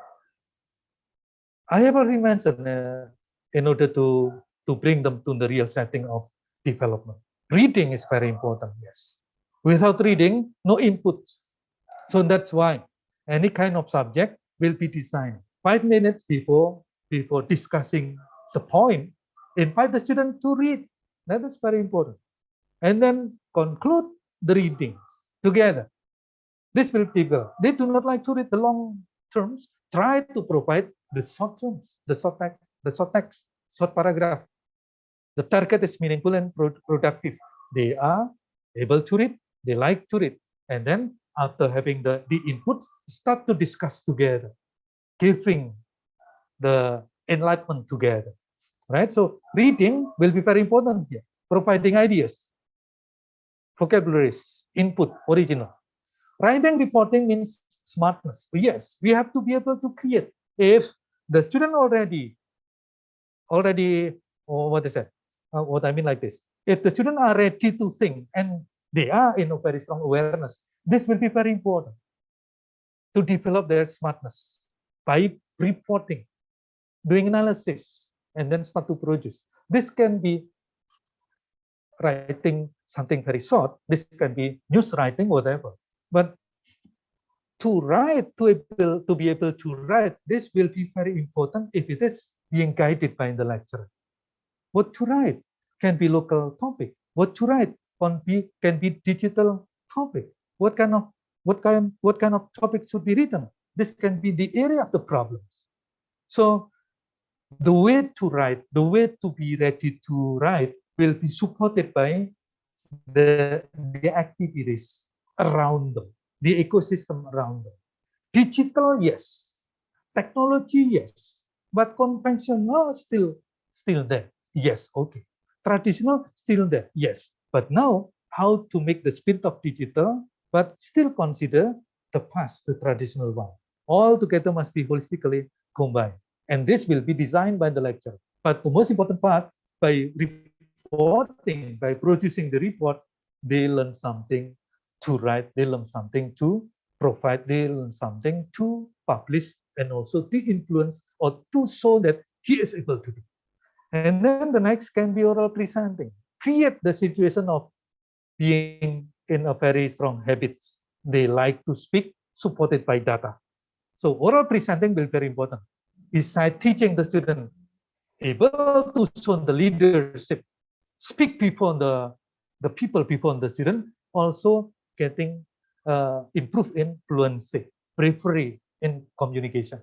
So this is the concept of influencing. Influencing the people around him will be very important to support collaboration. That is very important. Different, yes. Collaborative, yes. Maximum. And then observation is also very important to consider. Bring to the class in the critical thinking skill, observing activities, the subject can be like that. If they are ready to speak, they are ready to write based on the observation, this will be very good, authentic. And this will be very important in developing the honesty. Honesty of what? Honesty of scientific imagination. We are presenting scientific imagination for the future, for their life in the digital era. And this is in terms of personal autonomy. Scientific imagination, which is considered very individual, and this can be very important in developing the scientific imagination for the community around the student. Why? Because awareness, wisdom will be there. Observation make them understand and empathic and full of energy to participate. And then reflection will be another cultural activities for them to reflect what they have already done. Okay, so this era of creating HOTS, integrating HOTS in the real life of the student in the digital era will be completely very important. That's why I bring the title for this discussion. I have already written at the first part. That's it, self-directed learning, the power of adapting personal autonomy. We have student, not the object. We have the student, the subject of learning, and we are co-learning, co-learner, supporting the student. So again, in order to support the future life, the technology being around us must be used in the teaching learning process. But whatever it is, the power of adapting personal autonomy to work, to study, or not to work or not to study will be in the area of the lecturing process. So again, the model of the teacher, the model of the lecturer will be very important. Maybe we are not the digital native. Like me, I'm not digital native. I'm an immigrant of digital, but no problem. I can have one application and I can work with the application to support the teaching. But if you're still young, still very energetic, why not developing IT? So whatever it is in the technology will be very important to support the student performance, to create the ecosystem of learning, to pursue the scientific setting of scientific imagination of the future. So we are trying to have the mindset growing. I do hope that this will be very important for us to discuss further. So what are the practical activities can be done by the lecturers? Yeah, learning environment that foster self-directed learning, PBL must be there. This is underlining point what I bring to this concluding moment. In developing the personal autonomy, project-based learning, project, case method considered very important. This is typically needed in the era of digital, the era of 4.0, 5.0. 4.0, we have to conquer the artificial intelligence. 5.0, we have to use artificial intelligence. That is very important. But this is done because the student already strong in the personal autonomy. The personal autonomy already developed in the class because of the design of the teaching. And then based on the completeness of personal autonomy, they start to work together and the project of what? Project of life. Project of what? Project of learning. Project of what? Project of the future. Project of what? Project of collaboration. And this will be done in the learning system. I do hope that personal autonomy will be very important to consider in our teaching, in our daily activities as a lecturer. developing the student for the future, preparing them for the future. So we try to bring the real setting, garbage in, if it is garbage, process, go out, and able to work. That is the target. Garbage in, process, go out, and able to survive in their lifetime. Garbage in, process, who will be the process? The processor, the lecturer, and then pass, and then to be what? Working, surviving. That is the core point. So project here will be unending. Unending of what? Unending of personal autonomy working. That is not enough, living by ourselves. That is impossible, living in a certain island lonely. We have to work because we have something. The student works together because the student have something. If the student have nothing, they will not able to work together. So personal autonomy is very important to develop. Personal autonomy is important to put in a very strong awareness. In learning the language, this is a very strong intention. Having immersion program will be very important. But again, the ecosystem will be created by the design. The designer is the lecturer. So good luck to be a very good teacher, very good lecturer. Bukan tukang guru, bukan tukang dosen. But we are professional calling life lecturer. Thank you very much. Okay, thank you very much, Pak Gatot Sutapa. Okay, Ibu Bapak, well, now we are going to question and answer sessions. Please you ask the questions consciously and you can raise your hand to ask the question directly or type in the Zoom chat room. Okay, Bapak Ibu, please. If you want to ask the question, you can raise your hand and I will call your name. Any questions for our three presenters today? Ms. Hao, Mr. Abdullah Fari, and also Mr. Gatot Sutapa. Okay, Bapak Ibu, any questions? It seemed clear for the presentations. That's very nice presentation, Pak Gatot. We have some, excuse me, Ibu, we have some question in chat room. Oh, in chat room, okay. Yeah. Wait a moment, let me open it. Very good presentation for our speakers today. Thanks so much. Thank you so much. Nice quotation. Probably all digital immigrants are self-directed learners, ya Pak Gatot. Yeah. Okay. There's a question, Ibu Vita from Ibu Sari Astuti. Okay. Ibu Sari Astuti. Yeah, this is not only for. Did you get it? Yeah, I'm listening. Which one? Sorry, not clear to me. In the chat. If you are still there, better to speak directly. Okay. Okay, here is from Ibu, from the MC. This is a very important lesson, not only for students, but the lecturers also. This is not only for language learning, but other subject also. Okay. How should we share the idea in our class? Should we have a single session to have this explanation, or just regulated it throughout the semesters? Okay. Okay. Yeah. Yes, that's good. Pak Gatot first, yeah. Okay. Yeah, I agree. Yeah, this is good idea. Yeah, this session is very important.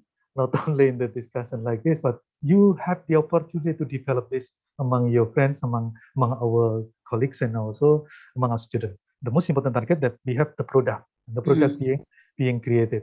If it is about discussion together, and the session of developing this concept very limited here, but you have the opportunity to develop when you have the commitment to work together on developing personal autonomy. This is very important. Now, I consider that personal autonomy will be much more important rather than technology itself. Okay, rather than design design of our RPS. But here we have the strong awareness as a lecturer. We should be able to develop this one. The only the student have right now personal autonomy.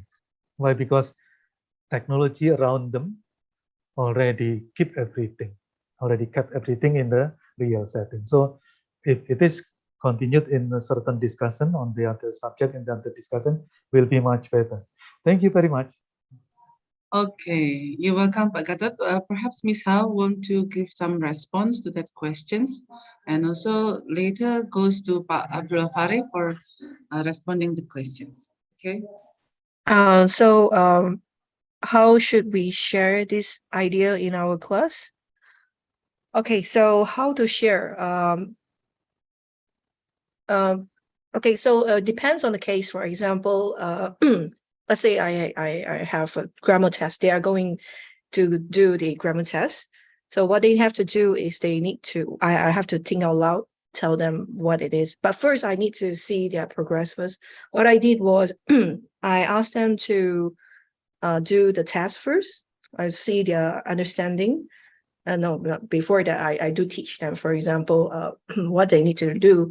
For example, sentence structure, complex sentence, simple sentence, and so on.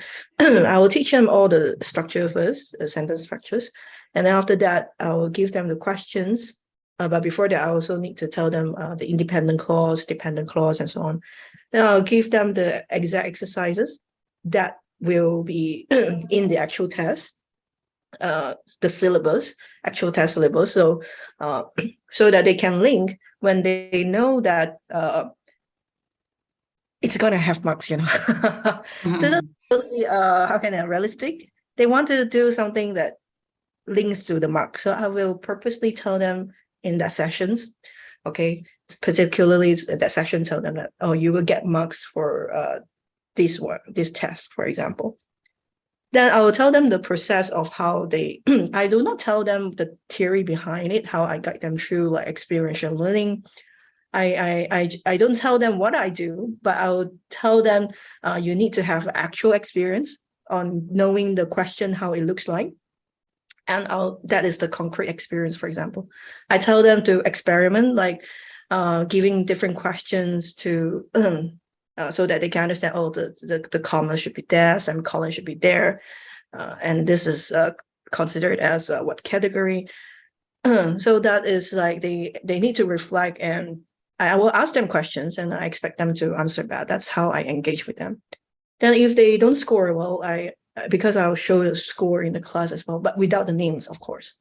That is to tell them that, see, you're not the only one person who made the same mistake. This is particularly very important to, it's not to put people down, but to show them that you're not alone is very important. And also is to tell them that making mistake is inevitable. It's just a process. So I use it implicitly, not explicitly, like the experiential learning and how they should motivate themselves and adjust the goals. What kind of goal, how should they manage the question, what strategy they should use. So I do it every time. Not every time, but most of the time. It's become part of me as well. Self-regulations and experiential learning and reflections, those things are, it should be part of like a second nature for them. The aim for it is a lifelong learning so that they can apply the same methods for all of the things they do in their life. So I'm just using the method so that they get used to it with the body as well, the actual things, not only the tests, okay, it's also applied to all the other skills as well. Yeah, so yes, you're right. So not only the subjects, we lecture ourselves, we also need to use it as well. So for me, it's like helping others is also in a way helping myself as well. Okay, so did I answer that question? Thank you very much. Yes, thank you, Mr. Hao. Miss Hao, sorry. Okay, here is the question. Pak Abdullah Fari wants to give some comments or some arguments or response to that questions. Okay. Oh, Pak Abdullah Fari is not on camera, I think. Well, Ibu Bapak, here is the question from Bu Arjulayana for Pak Gatot. The great materials and insightful question for Pak Gatot, we can say SDL is a student's metacognition, where the students should be able to have their own strategy in learning. That's a question for Pak Gatot. Yeah. And I have two questions, Pak Gatot. Thank you, Ibu Should I Artulayana. read two questions or one by one? Okay. Okay. Yeah, the second question is from Bu Okay. Sulistiani. Altogether. Okay. How is PGBL implemented in listening class? Thank you. PGBL implemented In listening class. listening class. Okay. And All right. the first question is,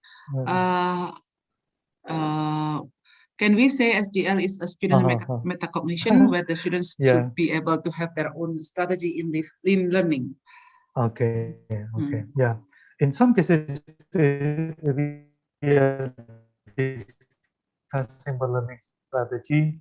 Actually, good if it is not being covered on a single one.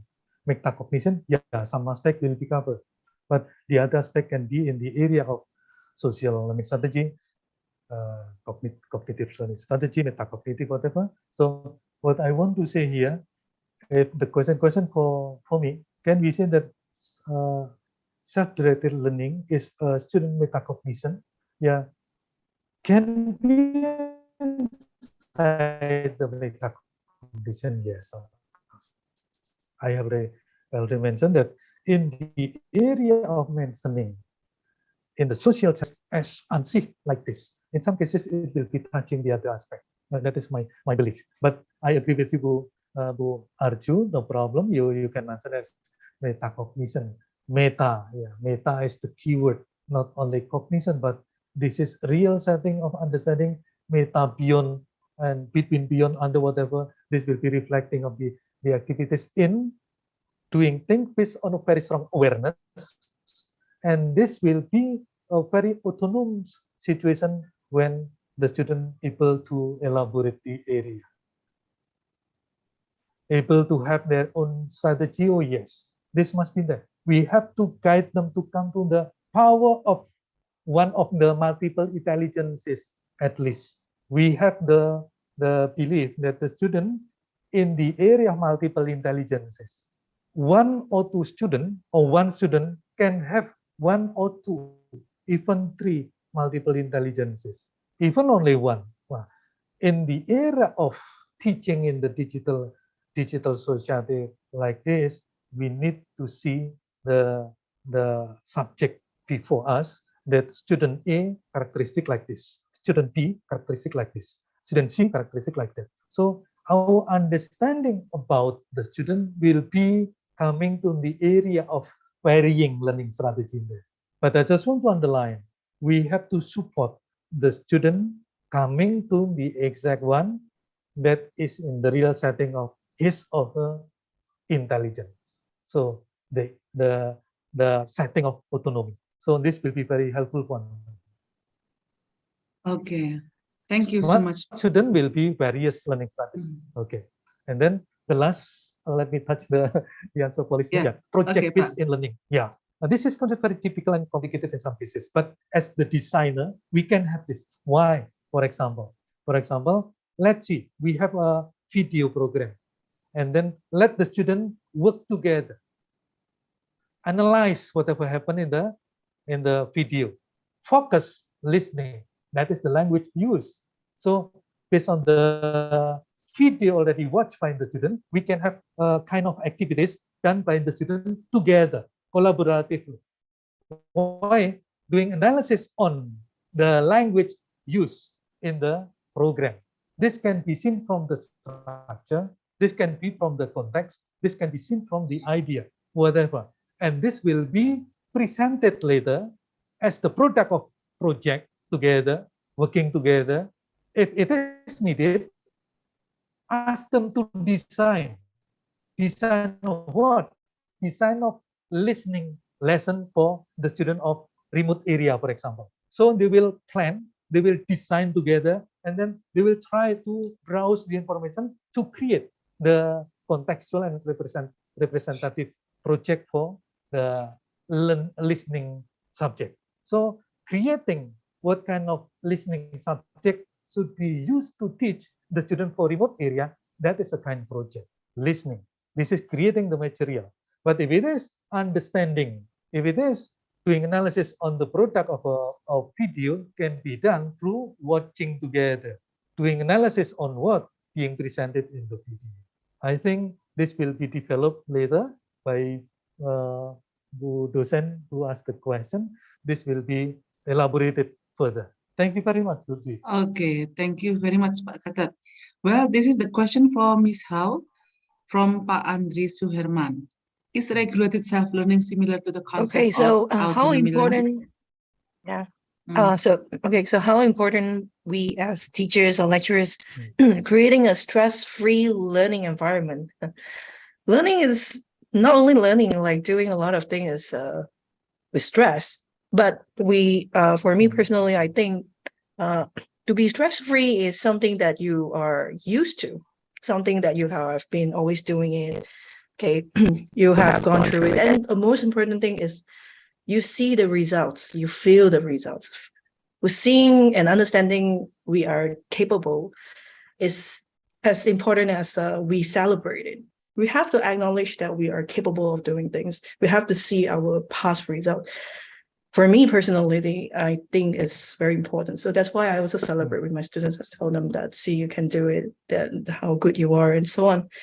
Okay, nice word, encouragement will create. It's not so stress-free, but when they are capable of doing it, they are relaxed in doing it, then it will be stress-free in a way. Okay. Another one is they tell them that you're not alone. See your seniors, they also make mistake, maybe one time, two time. It is not to create a stress-free. My initial attempt as my intention.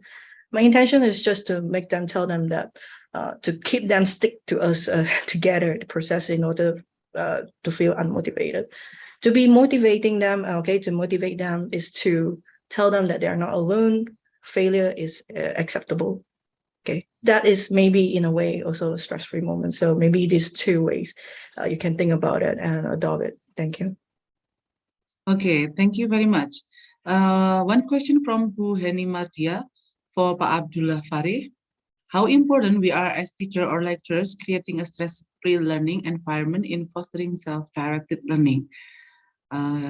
Let's Pak Abdullah Farih to answer that questions. Abdullah, you still muted?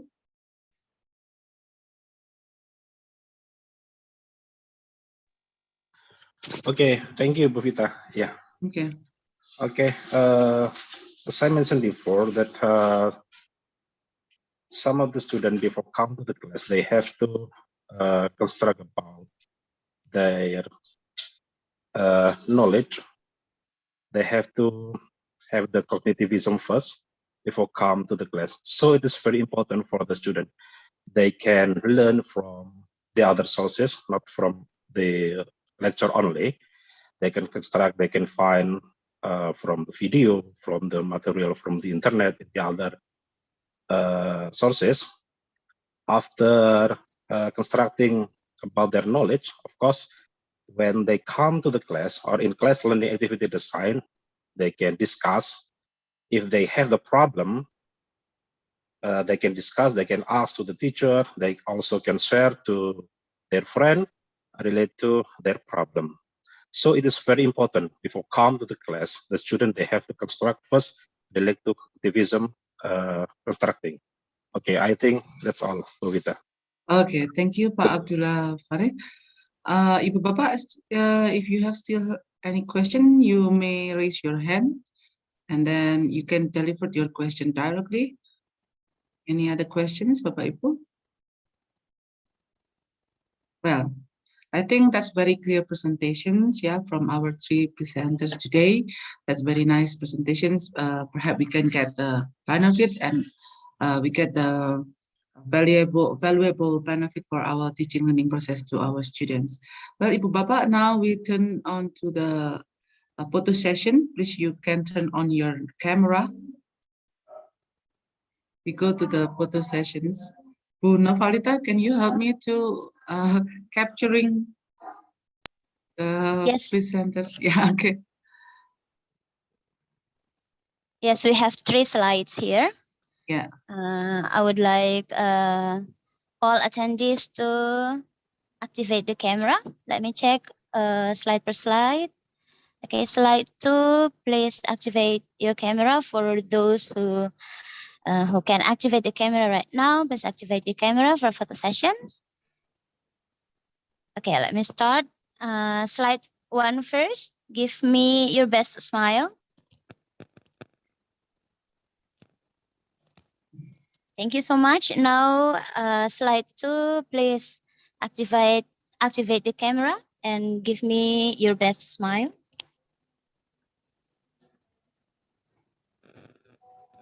And slide 3. Yes. All done. Thank you, Bu Vita. Okay, thank you very much, Ibu Papa, and I will give the time for Bu Novalita as the Master of Ceremony for our webinars. Thank you very much.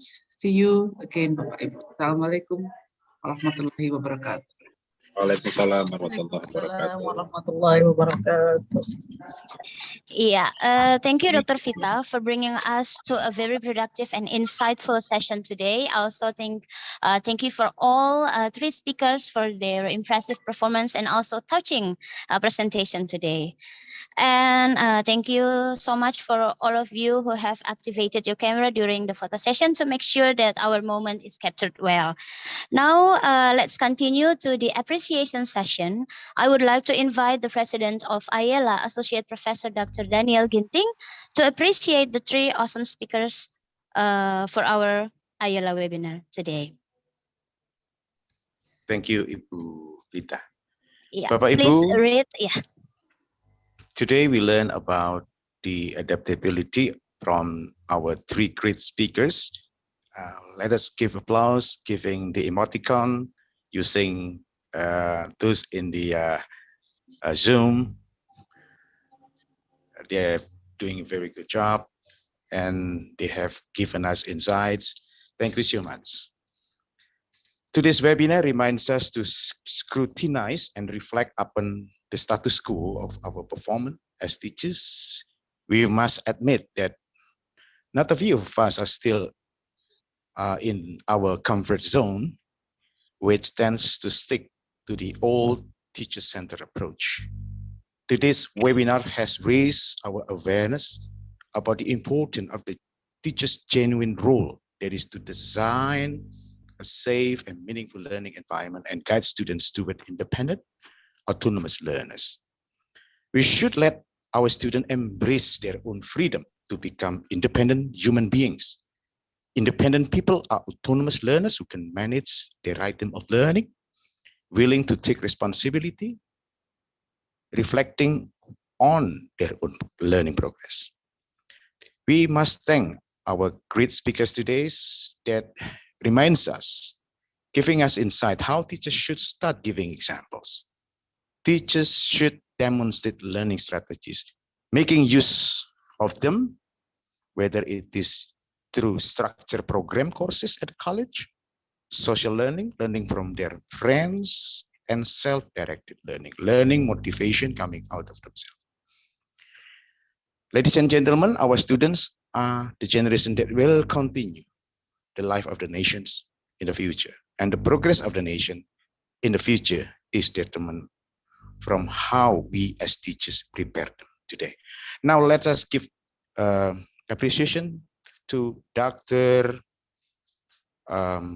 to Ms. Hang Ehau as speakers today. And second, Bapak Abdullah Fari. And the third is Bapak Dr. Johannes Gadot Sutapa Yuliana. Thank you, ladies and gentlemen, for your great contribution. Thank you. I give it back to Ibu Lita. Yes, sir. Thank you. Thank you so much. Thank you, Ms. Hall. Thank you, Pak Abdullah, and thank you, Pak Dr. Gatot.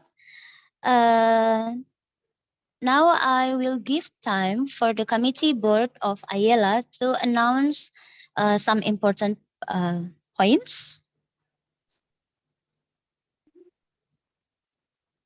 For Ibu Ella, probably can you play the video once again? It's about our book promotion.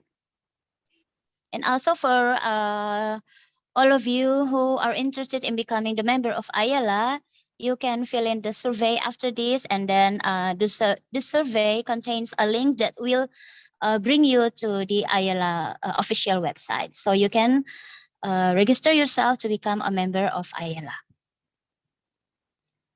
And if there is no announcement from the committee board. Oh, I'm so sorry. Yes.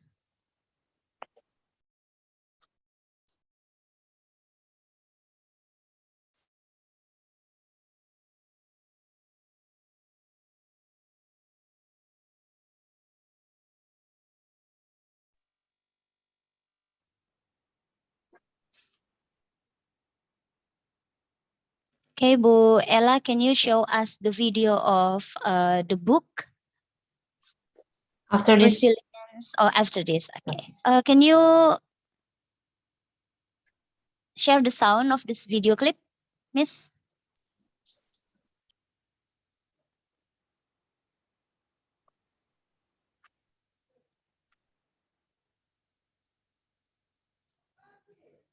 oh, you cannot hear the sound. Yeah, while waiting for Miss Ella to share the video, I would also invite Bapak Ibu, dear attendees, to submit your best article, yeah, to our international journal. If I'm not mistaken, Iela. Let Pak Ginting correct me after this. This is our first international journal, and it will be published twice a year.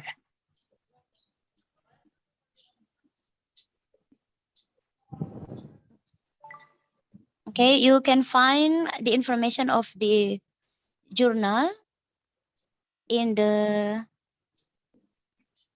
WhatsApp group. I will share the information later, and also the information about our next event. Yes, Ibu Henny, I will share the link to the International Journal of Iela in the WhatsApp group. I hope you are already joining the WhatsApp group. Okay, if there's a technical difficulty with the video, I would like to show you the last slide for today. Thank you for attending the event. And then the information on the slides of all of the presenters from Mrs. Howe, Mr. Abdullah, and Mr. Gatot can be found in the WhatsApp group, and also the information on the e-certificate. I also invite all of the attendees to please fill the quick survey. Yeah, you can type the link as displayed in your screen later. I will also type it in the WhatsApp group for your thoughts for us, Iela, to improve our performance in the next event.